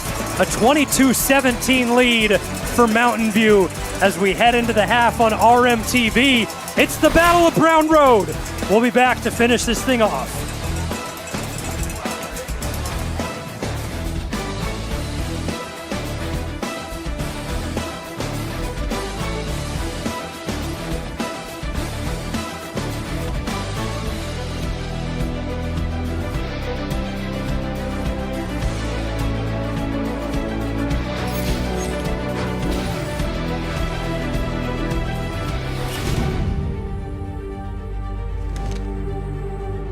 You don't want any lack of effort. Don't be that guy on this team. But we're questioning your effort on plays. Absolutely not. When in doubt, full speed, knock somebody out. Right? Play clean football, no mistakes, minimal, no dumb penalties. Let's have fun. You guys understand? Let's have fun. That's what this is about. There's a lot of people that would trade spots to be in your guys' position. Play like it. You got it? Bring it in here. Win out 3, 1, 2, 3. Inclement weather is on the horizon, but that is not going to stop us from playing football at Jim Jones Field as the Desert Ridge Jaguars travel to take on the Red Mountain Mountain Lions. These teams ready to come in. Red Mountain trying to bounce back from a tough loss at Brophy last week.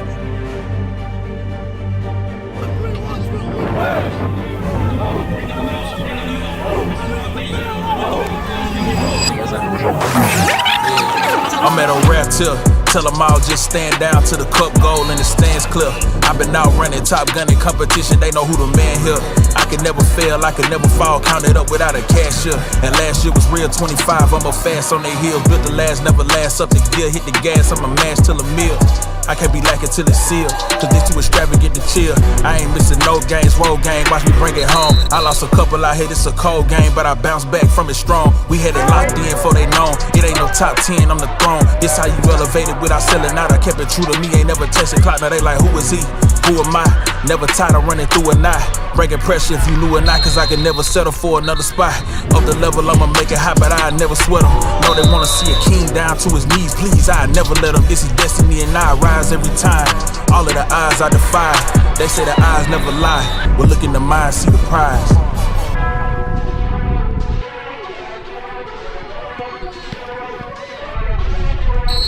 Know they did it this big. I ain't show it like the rich did. Eating bread like the rich kids. Sending headshots and getting gigs. I've been on the run for some months. You know I ain't stopping, they can see it. Fishes with the pen in they mid. Could probably kill them all off the lid. This how the pastor act. You get no pass for that. Records my name in the books. You chasing the goal, probably give you a panic attack. Don't need no hand, I don't handling that. Look like they brought Mr. Innocent back. Yeah, I'm the one send them scrambling back. Don't got a thumbnail, I'm still on attack. Don't let them win in my head. I'm repeat so my focus the camera can snap. We won't go back to no ramming, boy, I got it, I need platters and napkins and laps. I got that dope, you gon' have to relapse. Who want this smoke, I put packs in the air. Rock out a show, had their hands in the air with my folks in the cut, it's a family affair. I understand why they doubted this line of profession. Don't have too many succeed, but I'm gon' come back with a diamond. You bring that pressure to me. That's 3, baby. Damn, Darius.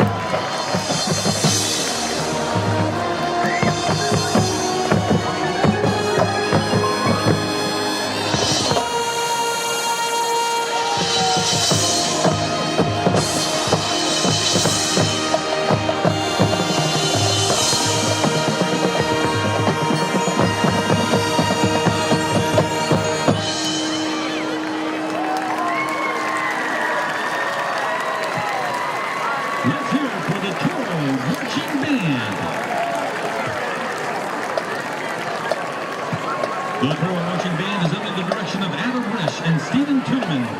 Travis Larson arranges the music and teaches the brass.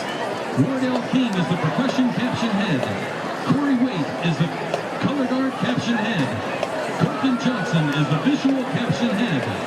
The Toro Marching Band is proudly sponsored by Action Scaffolding, Aaron Johnson and Russ Lyon, Suffolkberry International Realty, Marvin Design Gallery by Mountain West Windows and Doors. Every week, the Toro Marching Band student leadership elects a Marcher of the Week. This week, that Marcher is Claire Goodnight in the flute section. Thank you, Claire, for being a dedicated teammate and excellent Marcher. The Toro Marching Band would like to thank the faculty and staff and administration of Mountain View High School for their support. Finally, a huge thank you goes to the Mountain View Band booster parents who are there for us every step of the way.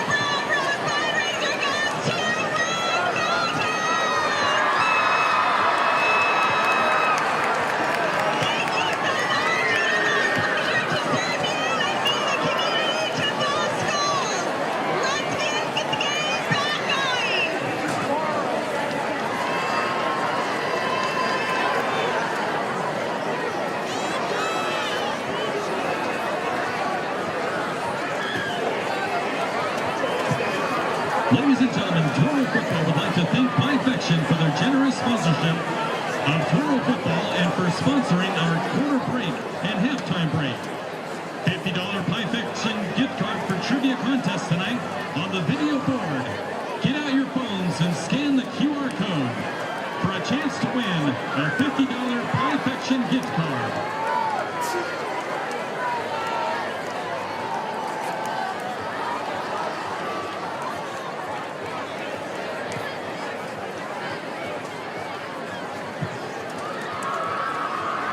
Please welcome to the field the 28-time state champion and 7 national champion, your Mountain View Toro Varsity Palm.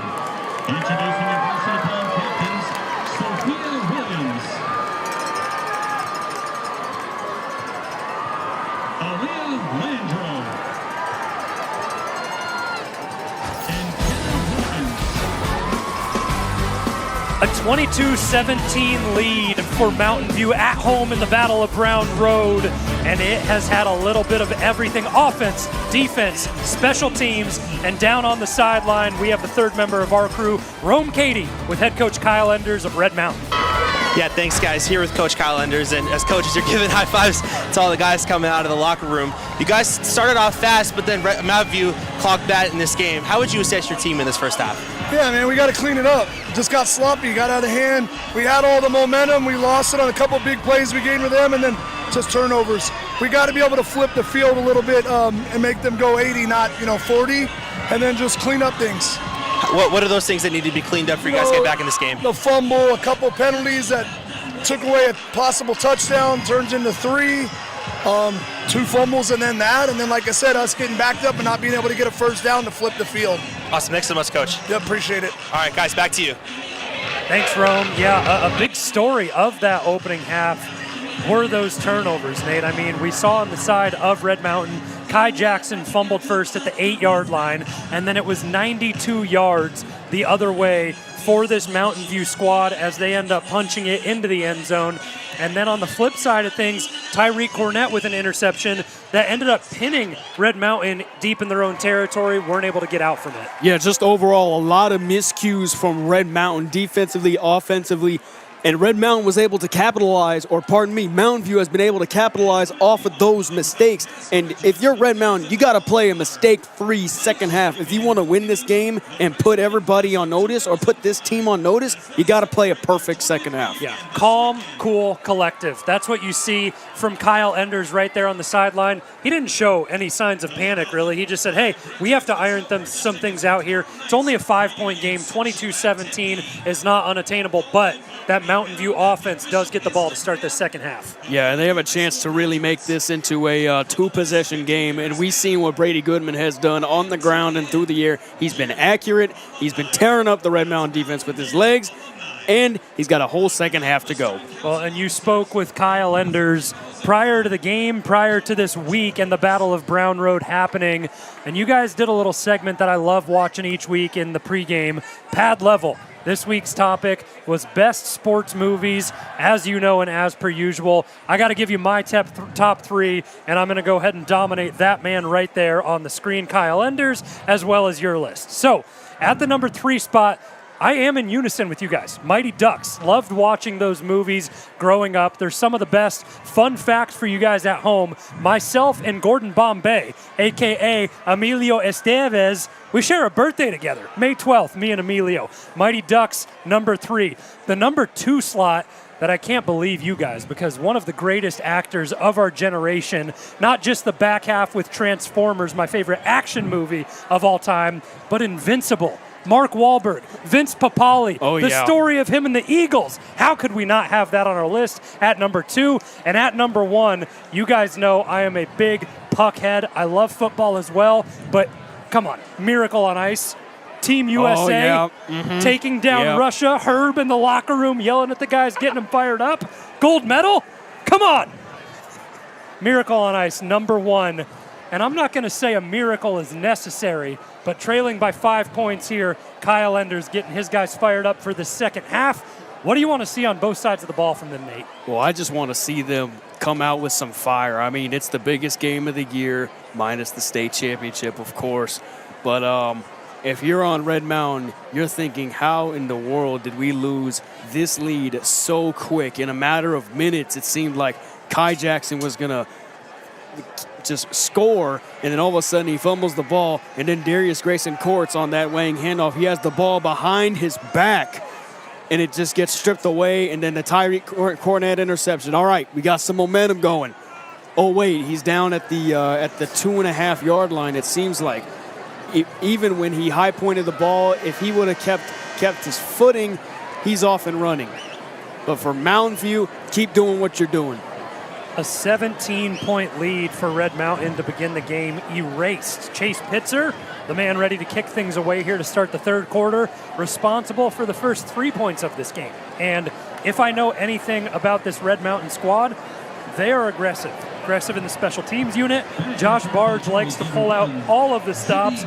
We saw 2 years ago in the 6A state championship, Red Mountain, they deferred the toss, went with the onside kick against Saguaro. Do you think that's something we could see here to open up this half? Yeah, I remember that play call like it was yesterday. I remember running it in practice the week of the state championship. It was called Pearl Harbor. We had 2 kickers, Mason Rowley, our backup, and then Kai Evans.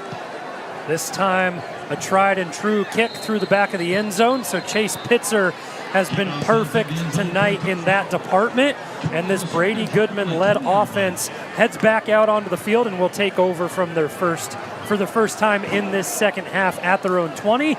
And let's get a little game recap up to this point. It's been 8 drives for Mountain View during the first half. And, well, it started off slow. A punt, sacked, and ended up punting that began at their own 20. And then the rushing TD for Brady Goodman opens things up. They throw an interception, and then back-to-back touchdown drives. Galaviz, as well as Talon Arnett, have gotten into the end zone for this receiving core. Yeah, and frankly, this is the biggest test the young Red Mountain secondary has faced all year. They did a good job at maintaining Devin Fitzgerald in that Brophy game. But right now, Red Mountain has their backs against the wall when it comes to the passing game. Talon Arnett gets the carry on first down, and Jamison Wade is fired up after making a stop. And that's one of those players that Red Mountain need to come through defensively. Not a quiet first half for Jamison Wade, but we know the types of games he plays with double-digit tackles, some forced fumbles. Need to see something big from your senior linebacker. Well, Diego Kish had a pancake, and there's Arnett. Out of bounds. Red Mountain sideline signal at first, and the officials agree. So guard Lyles does just enough in coverage this time around.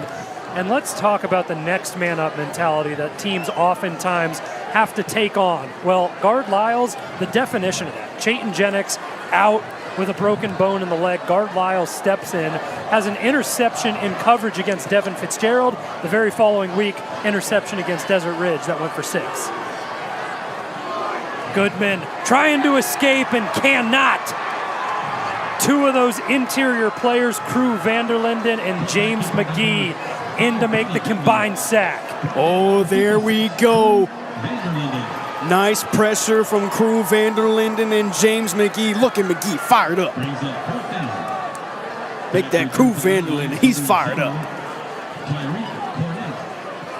Well, if you think that halftime adjustments were not going to be made, Kyle Enders, one of the best in the state at getting his defense right.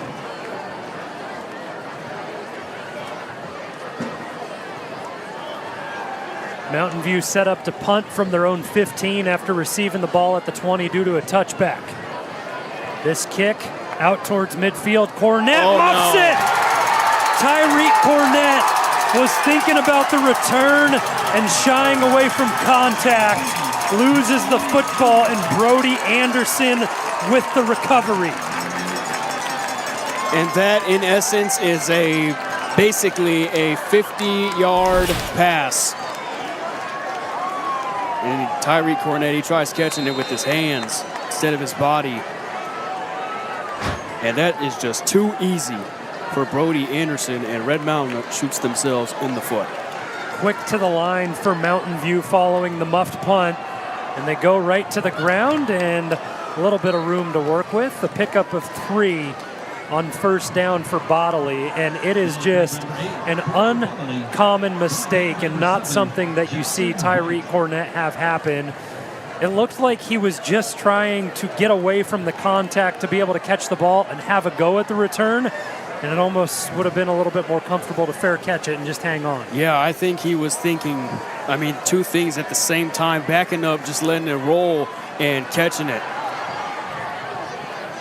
Well, the Red Mountain defense staying alive and for the time being bailing out Tyreek Cornett. 3rd down and 6. And Cade Goddard gets the pressure along with Cole Edmonds. Haven't heard Cade Goddard's name, frankly, at all in this portion of the broadcast. Goodman out of the gun on 3rd down and 6.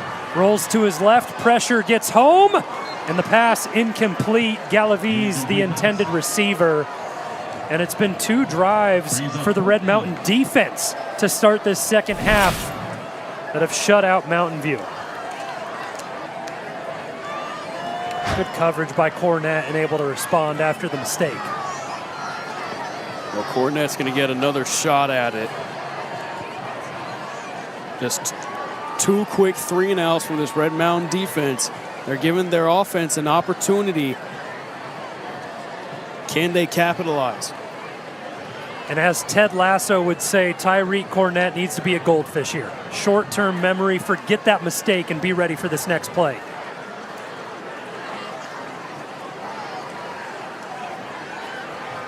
Gerard fake, and he's looking downfield. The Red Mountain coverage unit has it snuffed out.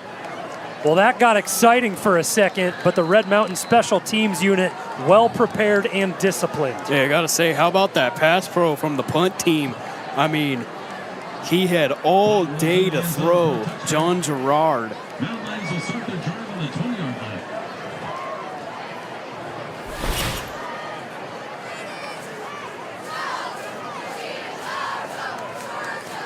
Well, there's certain things that you talk about at the beginning of the year, mid-season, things that you'll pull out. this is a game where it feels like all the stops will be ripped.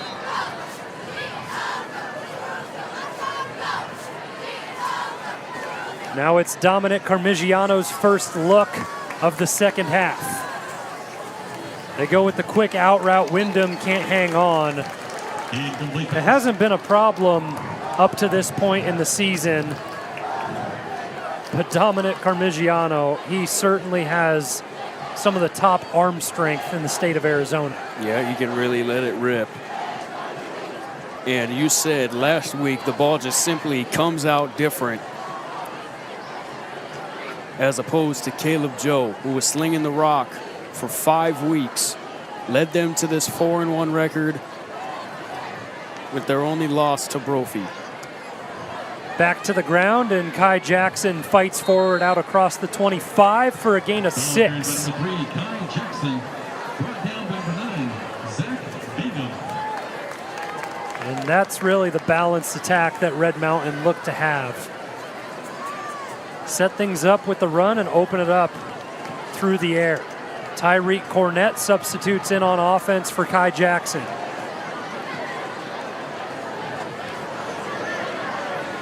Empty set, Carmigiano goes with the check with me game. I mean, it's been the hard count all night. Jackson Walker has been penalized a couple of times for Mountain View. Gets back out of the neutral zone this time. Oh, he thought he jumped off sides. Carmigiano quick over the middle and a nice pitch and catch. Enough for the first down, a gain of 9. And Jaden Wyndham, I wouldn't say necessarily having a breakout game because he's done plenty throughout the season, but he's been a big factor of this offense tonight. But we really see him in the run game used as a great blocker. He's been the safety blanket for this Red Mountain offense virtually this entire year. Just a big guy that can do pass pro, doing some run blocking here and there, and go out and just catch passes. Back to the ground and in the backfield, fighting for every yard, but just great penetration by Parker Foster, who's been a staple name of this Mountain View defense tonight.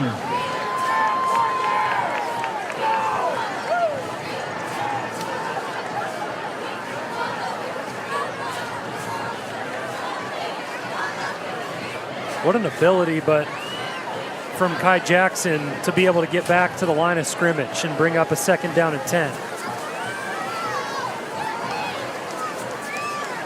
Carmigiano out of the gun, and that is what we call a little bit of a turf monster. So everything that can go wrong has for the Red Mountain special teams and offense to open up this second half. The defense has been the bright spot, but if there's any time to convert a 3rd and long, it's right here, right now. Got a big 3rd and long. I wouldn't necessarily say a 3rd and long, just 3rd and manageable. And Kai Jackson really felt weird on that play. Red Mountain need the 45 to pick up the first down. Arian Wyndham in motion, 3 wide receiver set, bottom of the screen. Good blitz pickup by Jackson. Carmigiano looking to do it with his legs, but the tackling of Mountain View continues to be stellar. Parker Foster gets in with Preston Patterson, and just like that, the special teams unit comes onto the field for Red Mountain.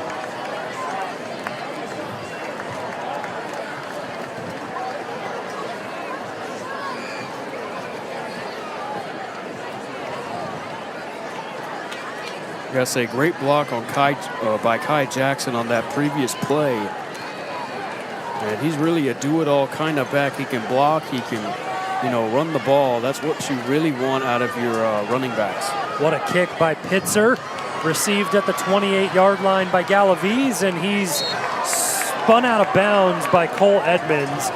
And there have been 2 or 3 times where Cole Edmonds has really just split the gap of the fine line that is a personal foul or not. He's playing physical all the way between the boundaries to the whistle. Another close call there. There's going to be a time late in this game, maybe even the 4th quarter, it's going to come down to one of those plays, and Cole Edmonds is going to play exactly like that, exactly how he did earlier, and the refs are going to call it. You don't want to speak into existence about that sort of stuff, but Cole Edmonds needs to maybe let off the gas a little bit. Play action for Goodman on first down, and he overthrows Talon Arnett, and a flag flies in the backfield right on cue. Cole Edmonds in the area of Brady Goodman whistled for the flag.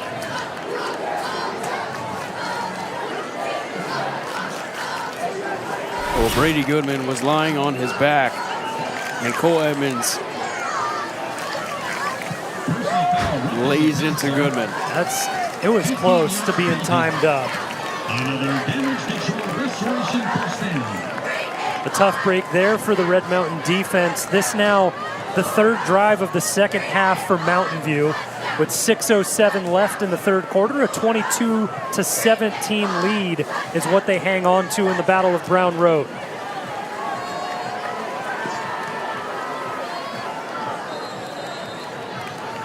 Whistle to resume play, and Goodman takes the snap, and wow, that's about as late as you can pull the read option. Goodman keeps it and ends up gaining 3 yards.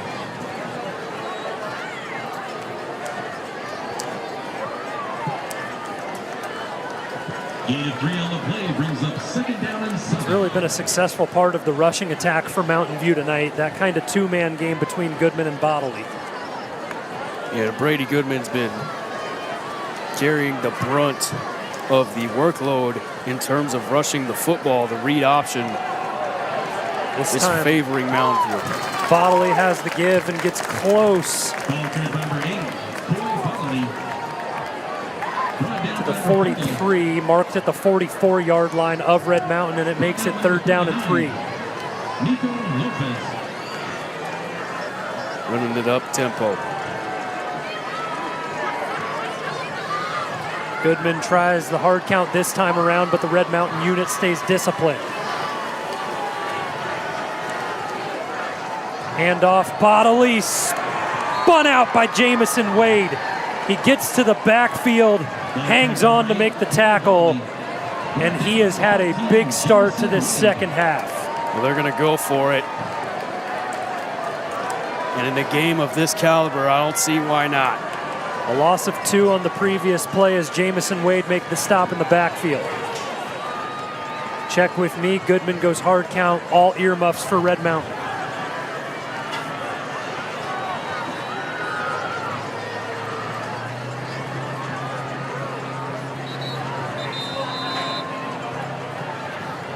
So Mountain View let the play clock wind all the way down and ultimately take a timeout with 4:21 left, as Andy Litton will take time to talk things over with his crew. And you wonder now, is this a point where they elect to stay on the field and go for it after Litton gets a look of the Red Mountain defense, or you punt it away? You know what? With how Mountain View's offense has been operating as of late, you're going for it. Ball across midfield right now. And just to combat that, the Red Mountain defense on these 3 opening drives of the third quarter, they've stayed strong. It's been a punt and a punt on the first 2 for Mountain View, and now they have them held to 4th down and 5. So the decision's been made that the offense stays out on the field for 4th down and 5 from the Red Mountain 46. Brady Goodman out on the field, Sterling Stapley, the tight end, into the game. Mountain View's rocked that trips look throughout this entire game.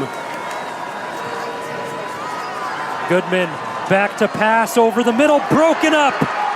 Galaviz had it swatted away by Jackson White. He's looking for a flag and does not get it. Unbelievable play by Jackson White. He's their flex player. He plays a little bit of linebacker, a little bit of safety, playing safety dating back to his JV days. And he just comes up clutch against a picture-perfect defensive pass breakup. Over 40 tackles on the season for Jackson White. Didn't need one for the stat line there. That's a PBU. Textbook.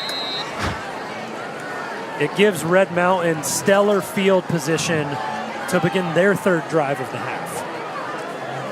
Here we've seen this look earlier in the game. They stay on the ground there. Offensive line getting the job done for Red Mountain. Josh Lee and Cole Beatty certainly involved in that rushing attack on the front for Red Mountain.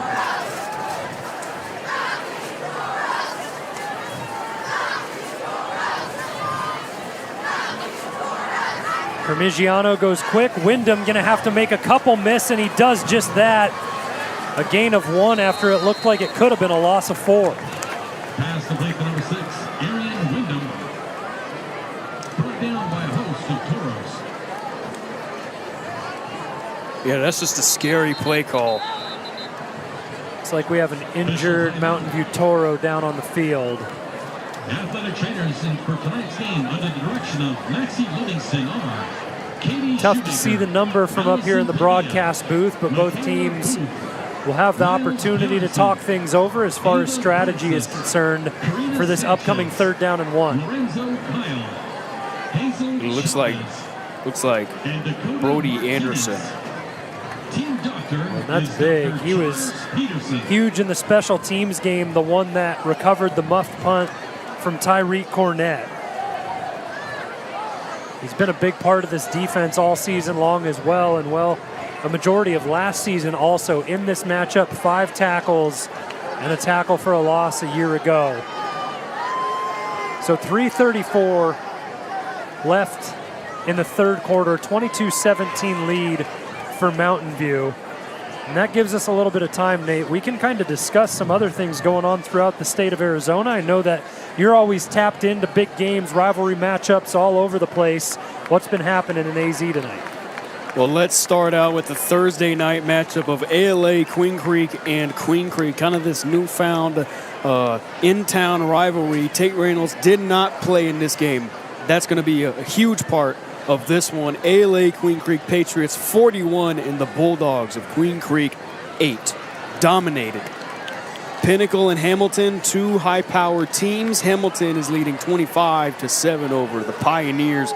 And here's a little bit of surpriser, if you will. Horizon is beating Highland 13-7, and the Jackrabbits are taking it to the Cesar Chavez champions 10-7. More after the down. Well, Brody Anderson able to get off the field, but he needed a lot of help. No weight on that left leg. So tough to see, and the athletic trainers get to him right away. 3rd down and 1. Big moment for Red Mountain, and look at the push by Josh Lee. Able to get out in front. And that is great offensive line play. Yeah, to quote Cody Cameron, you want your definition of Red Mountain football, Josh Lee is the man. Him and Jackson Brooks in on the action. You know, Yosin East is going to be down there on the line. Single coverage, bottom of the screen, out of frame, King Robinson. Could be a look here, no safety help. A little trickery as Wyndham has it on the reverse, and he wins the edge. Wyndham bursts to speed across the 30 and a big 1st down. Gets the student section across the way fired up for Red Mountain. That's a 12-yard gain, a Red Mountain 1st down. 1st down for the Mountain Lions. And Arion Wyndham, he just has the afterburners. This drive began at the Red Mountain 46. Now into Mountain View territory at the 28. 1st and 10 for Dominic Carmigiano. Back to the ground, Kai Jackson with a gaping hole and into red zone territory. Man, he just lowers the boom on the safety. And Kai Jackson, lower man always wins. Bam! And taking that hit was Talon Arnett. He was just hanging on for the ride there, and it brings up a fresh set of downs for Red Mountain. This offensive line has gotten a new meaning in the 2nd half, playing inspired.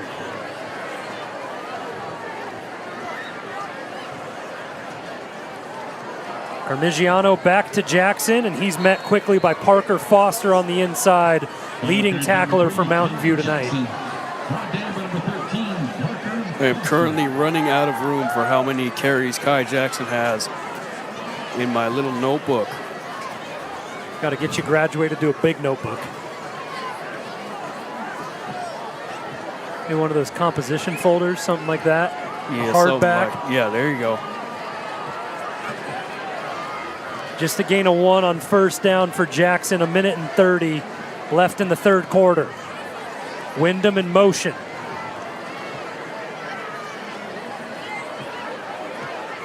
Carmigiano goes play action. Low throw, but grabbed nicely by Wyndham, the man in motion, and he's 2 yards shy of the line to gain.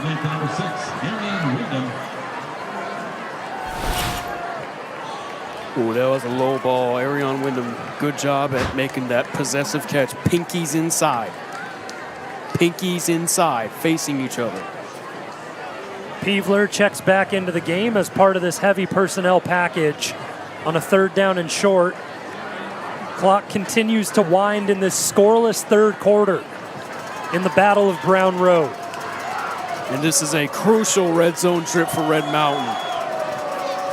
Anything less than a field goal would be disappointing. Jackson fights forward and he picks up the first down and more. So 1st down and goal upcoming for this Red Mountain unit with an opportunity to retake the lead.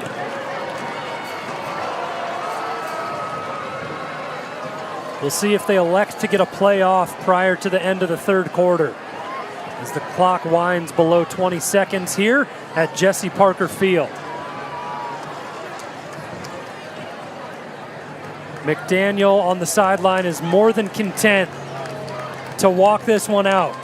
So what started as a 22-17 game after the first half, defense plays strong in the third, scoreless in the third quarter, but Red Mountain knocking on the end zone territory. We'll have the finish for the Battle of Brown Road on the other side of the break.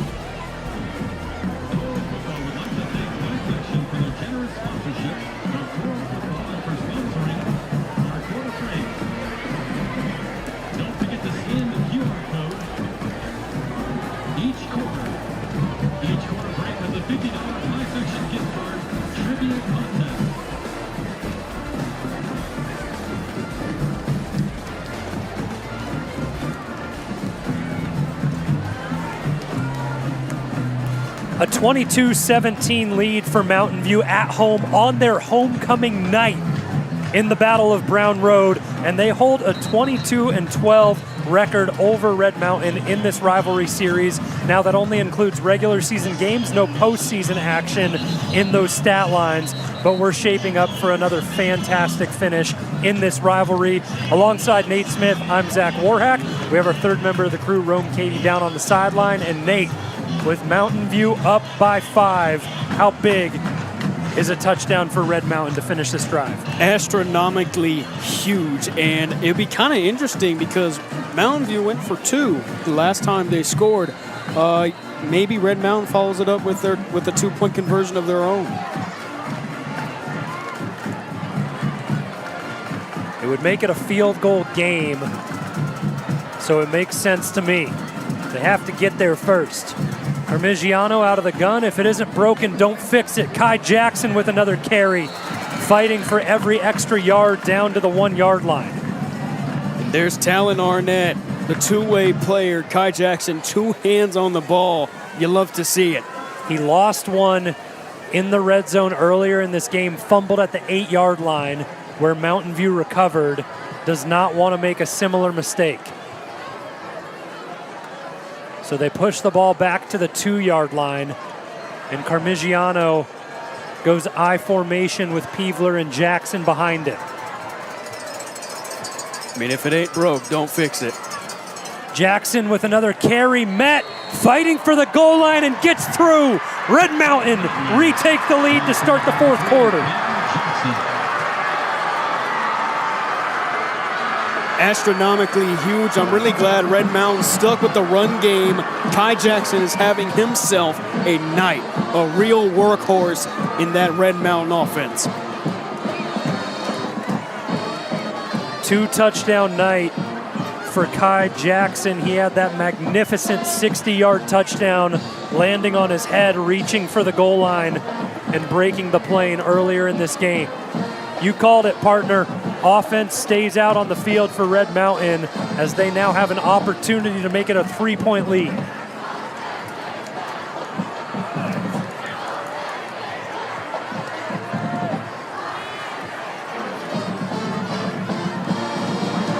Parmigiano making adjustments up at the line and false start all over the place.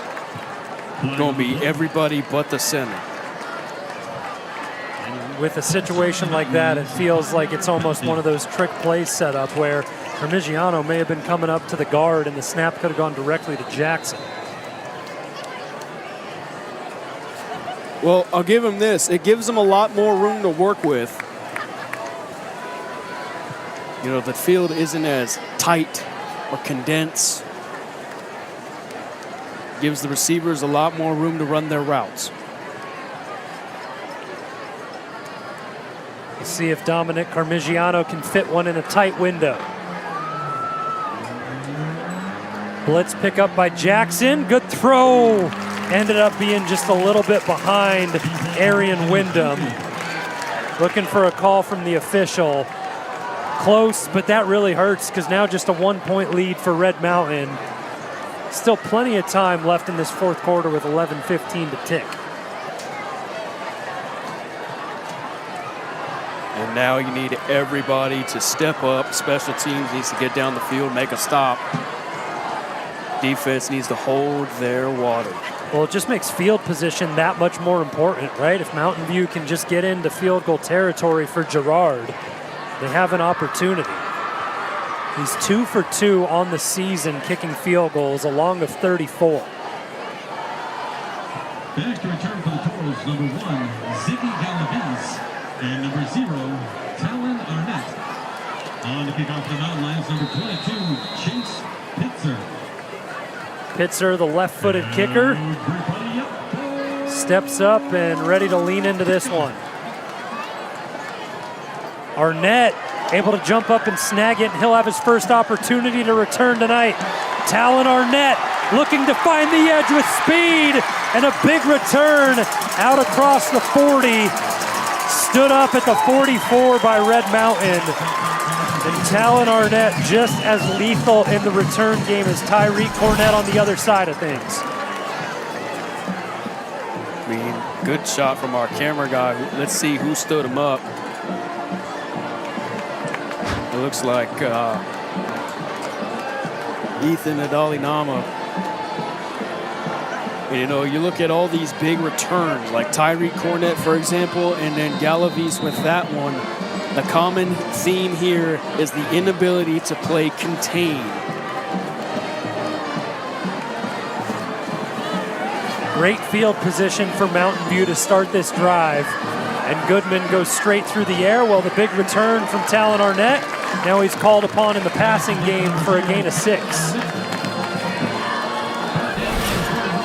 So Talon Arnett, a season ago, the #1 receiver in the state of Arizona. The 6A record in touchdowns with 24 of them. Not committed anywhere to play college ball just yet. Which is a shame. The read option goes to Goodman, hangs on to it, and he's stopped just short of the first down. So a 3rd and 1 upcoming. Him and Brady Goodman, one of the most dynamic duos through the air a season ago, as Goodman ended up with a wild, wild stat line of 43 touchdowns.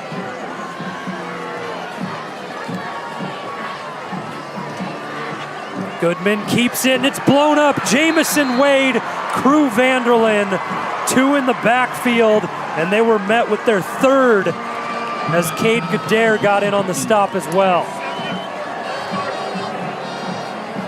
Mountain View went for it when they were near midfield last time, And they bring in Adriel Hernandez to the line as he checks in for Cannon Begay. And here we go. It's moments like this that can make or break a game. 9:30 left on the clock. Play action, Goodman out to his number one target, Talon Arnett, and they convert. There'll be a penalty in the secondary, likely to be Red Mountain, and it is. It's going to be a holding. So the catch doesn't even matter as there was a penalty on the play. But in a massive situation, you go to your best players, and what a grab by Arnett. I mean, he just grabs it with the palm of his hands. Unbelievable that he does not have an offer. Bodley gets the carry, and that's a loss of 5. As Cade Gadare gets deep into the backfield with Leonidas To'ato'a. Yeah, that's just good penetration from To'a.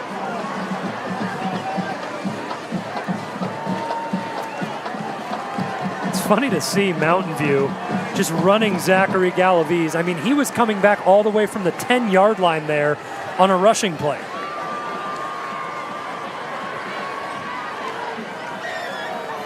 He was also deep into the secondary on that 4th down conversion. Goodman rolls right, steps up into the pocket, escapes 1, 2, make it 3. A big first down for Brady Goodman. He's been electric in the rushing game.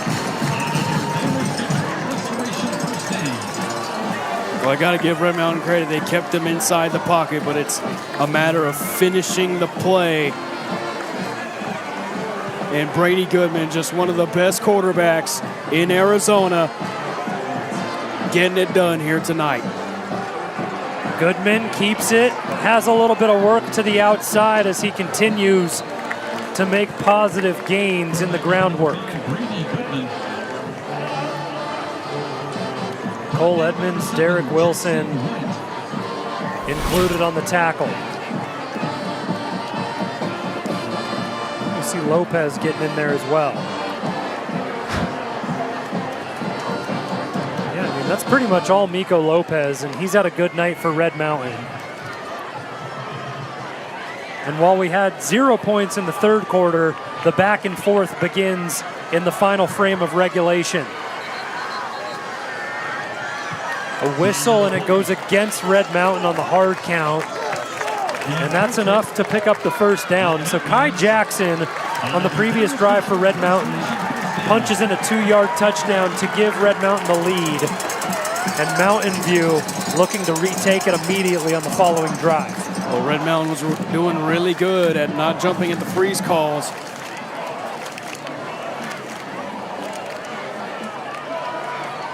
And just disappointing there. A lot of motion pre-snap for Mountain View. Goodman, play action, shot underneath and broken up. He was looking for Sterling Stapley, his big-time tight end, and that's the 2nd pass breakup of the 2nd half for Jackson White. He's playing a really good game in coverage. Yeah, just a great PBU right there.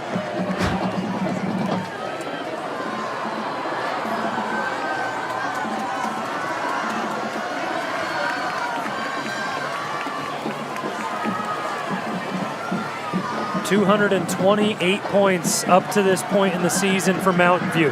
They look for 6 more, picked off! No way! Over the middle. Who did we just talk about being great in coverage in the second half? They're saying, what are they saying? Jackson White has an interception for the time being. One official said incomplete. You got officials, you got 2 of them at the start of the foul. Interception. And the Red Mountain sideline goes berserk. On the other side of the field, it's silence for Mountain View. Okay, but if you're Mountain View, there's really no need to panic. I mean, look at where Cole Edmonds, no, pardon me, Jackson White. Now here's some more deja vu. Look at where Cornett had the interception. 2-yard line. Jackson White, interception at the 2-yard line. Great learning opportunity here for this Red Mountain offense. Let's see what they learned from last time. Backs against the wall for Dominic Carmigiano and company, and it is going to be on the offensive line of Red Mountain to go and put a drive together.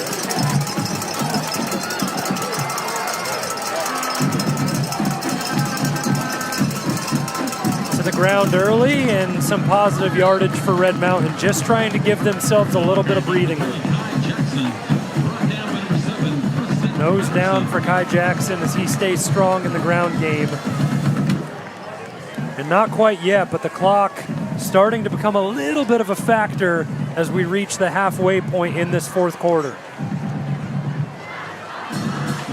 Yeah, and going back to what Rome Katie said, or maybe it was you, these teams are very, very alike, and both of which had turnovers in the red zone. What a gutsy call for Red Mountain to go through the air, and Arion Wyndham has been incredible for this team tonight.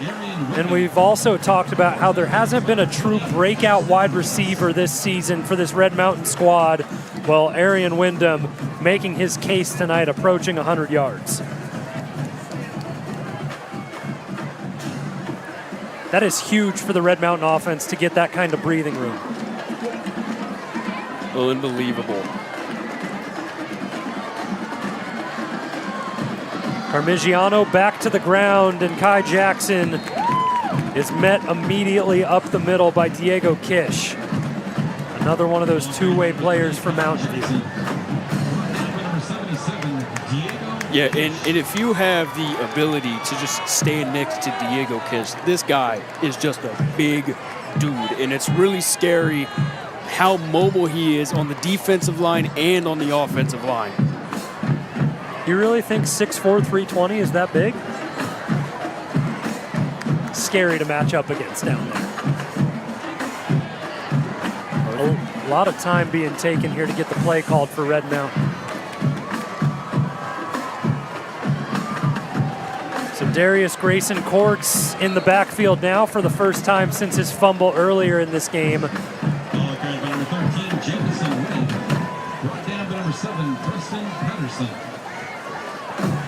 And it did look, I couldn't tell towards the end of that previous play that Kai Jackson was limping a little bit to get off of the field. I'm not sure if he's down working with the trainers on the sideline or just getting a breather.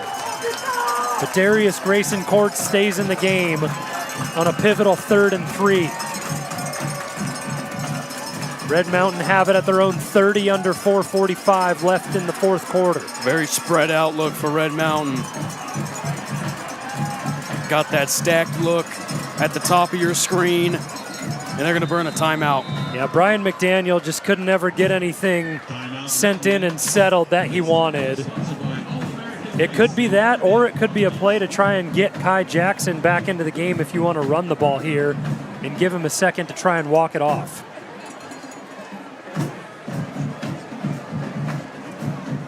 Regardless, it's a key spot in this game. We're going to keep it right here with you on RMTV. Alongside Nate Smith, I'm Zach Warhack. And Red Mountain clinging on to a 1-point lead in the Battle of Brown Road with possession at their own 30-yard line. And it feels like a point in the game where, despite Mountain View still having 2 timeouts, you want to draw up your one play right here to pick this up. Well, with Kai Jackson's injury, he's back out on the field now. So a sight to see. And that may have been an intelligent timeout rather than a panicked timeout from Brian McDaniel. Just giving time for his best running back to get back into this game. Quick break from Red Mountain. They go straight to Jackson, and he fights forward for the first down. He needed 3, he got 4.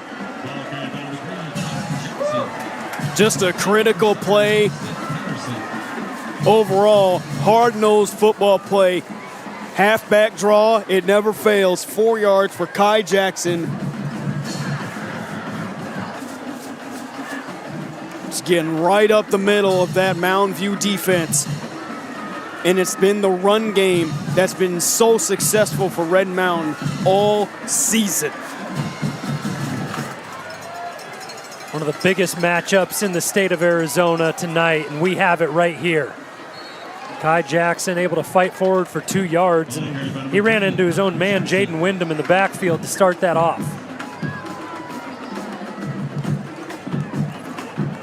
Long time to sort things out at the bottom of the pile there, as Kai Jackson was stacked up with Zach Bingham.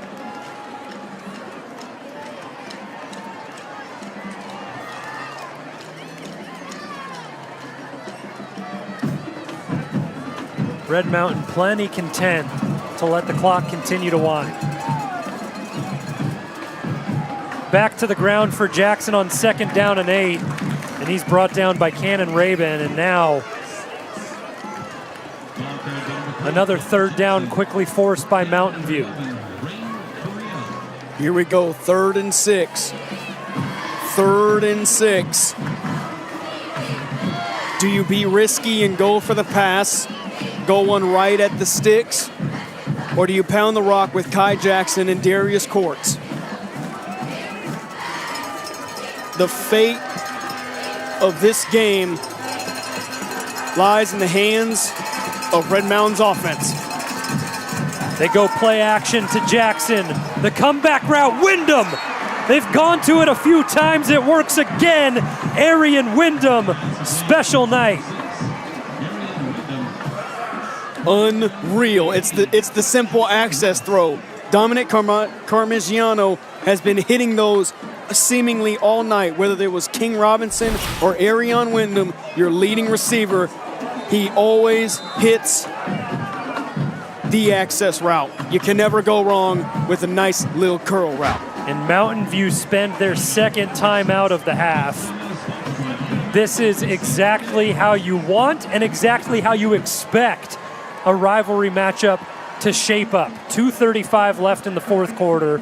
Red Mountain have a 1-point lead and the ball, and we are dead center at the 50-yard line.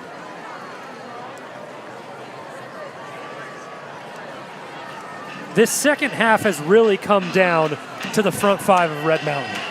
You got to give credit where credit is due. Lincoln Alicio, Josh Lee, Cole Beatty, Jackson Brooks, Yosanese, all pushing the initiative. Yeah, and it's all about winning the line of scrimmage too. The second half, or mainly the 4th quarter, Red Mountain has been dominating. Sacks, tackles for loss, and then coming up with the big plays when it matters the most. Andy Litton getting locked in with his defensive squad. And now they try and get the ball back for their offense to have a chance. Kai Jackson straight up the middle, 4 tacklers in at the line of scrimmage for Mountain View. Parker Foster continues to be the first one in for this Mountain View defense.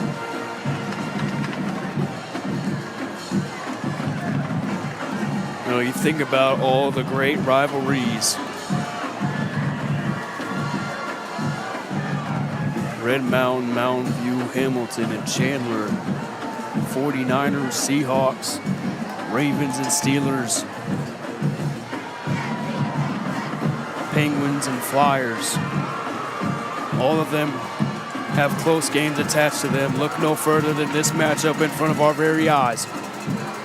2nd and 10, Jackson with another carry and nowhere to go. So out of the timeout, the ball started at the 50 and it stays at the 50. Red Mountain content just trying to work clock here.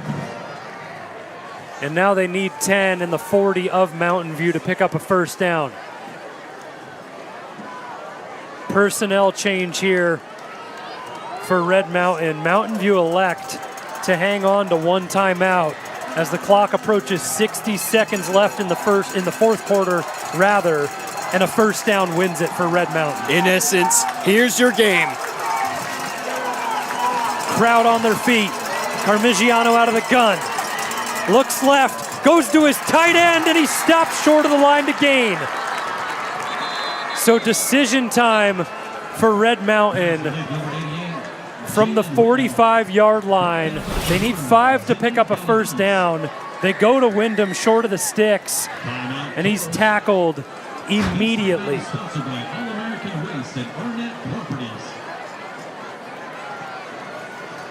This is crunch time, and we know the type of coach that Kyle Enders is.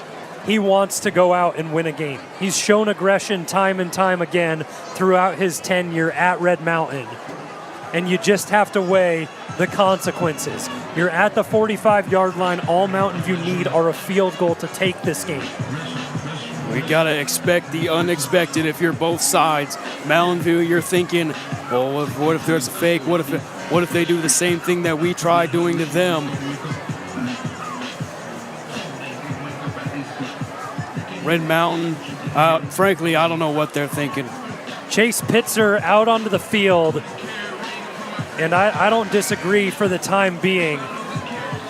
The defense of Red Mountain has been great in this second half. A big turnover on the previous drive from Mountain View as Jackson White comes up with an interception in red zone territory. Pitzer back to punt. We'll see if Red Mountain actually kick it away. Good snap. Pitzer gets it and boots it. It held on to by Galaviz, and he's brought down at the 10. 90 yards for the end zone, or you need at least the 30 to give a chance to Gerard for a game-winning field goal. What a kick by Chase Pitzer, and what a good job by the Gunners to get down quick.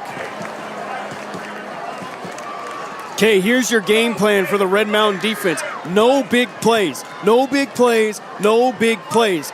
Anything over 15 yards is unacceptable.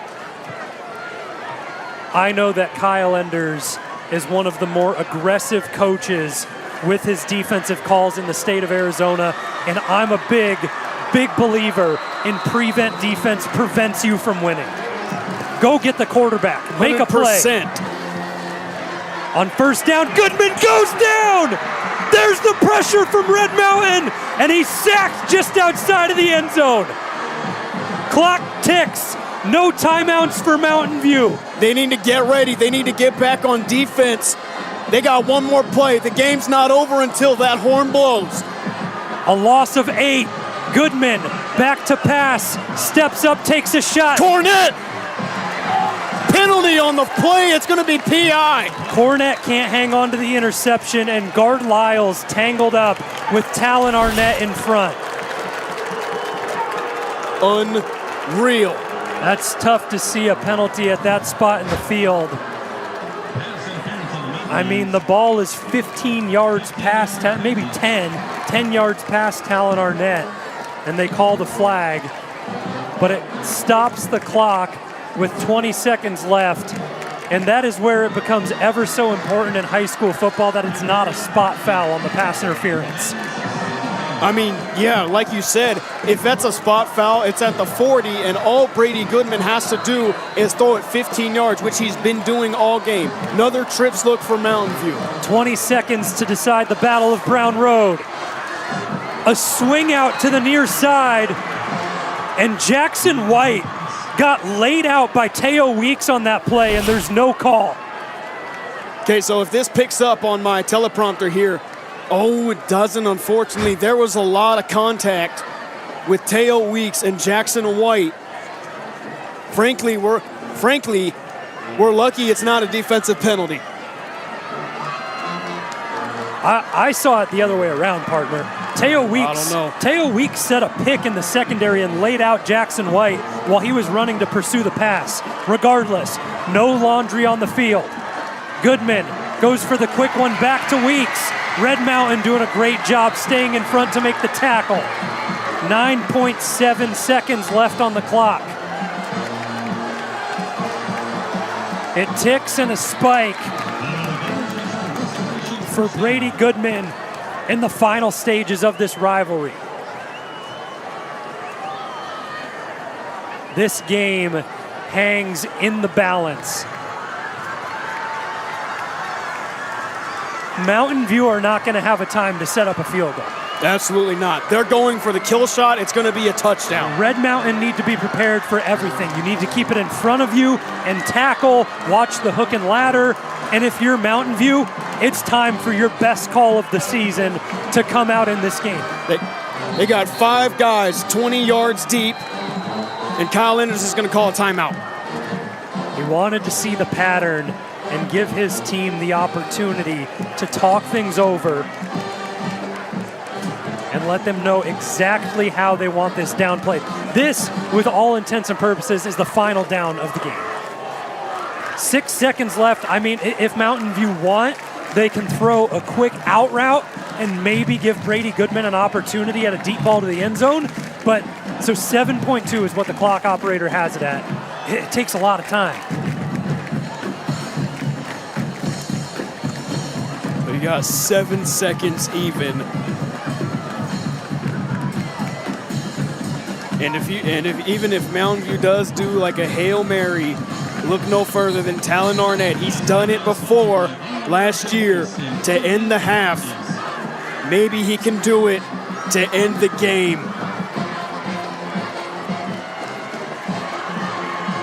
This is the type of moments that you live for. As a high school student, as an alumni for both teams, as a coach, as a fan of each organization, these are moments that will go on forever. 2 of the best teams in the state of Arizona in a tight game. 1 play to decide it. Goodman gets hit as he throws. The ball is down. Still 3 seconds on the clock, but Goodman takes a shot and he comes up clinging to his wrist. That's a huge, huge play. I don't know if it was either Cade Goodare or Jamison Wade, but that play looked awfully similar to that in the playoffs 2023 when Champ Jennings sealed the deal. And here we go. Oh, never mind. Kyle Enders going to call one. He still had 1 to spend, and he uses it. So 3 seconds left in the Battle of Brown Road.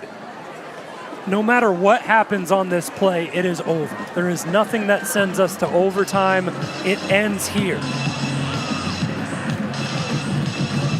The Red Mountain defense have held Mountain View scoreless in this second half.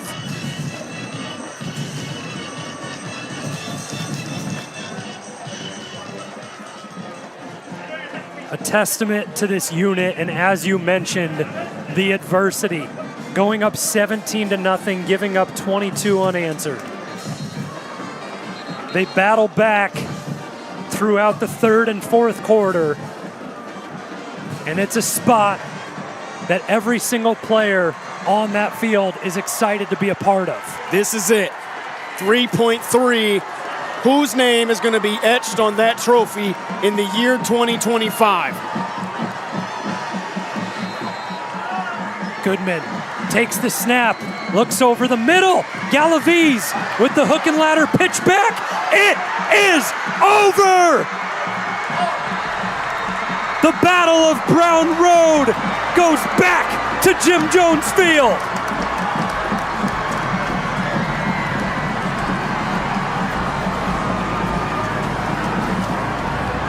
Red Mountain owns Brown Road.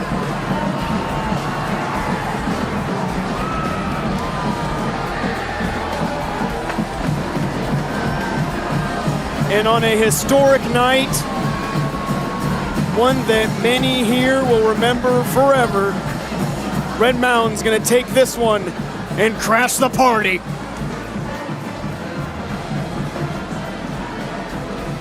Red Mountain on the road on Mountain View's homecoming night plays spoiler with a 1-point victory. 23-22 the final. The handshake line ensues with lots of bad blood. We'll have the post-game show on RMTV on the other side.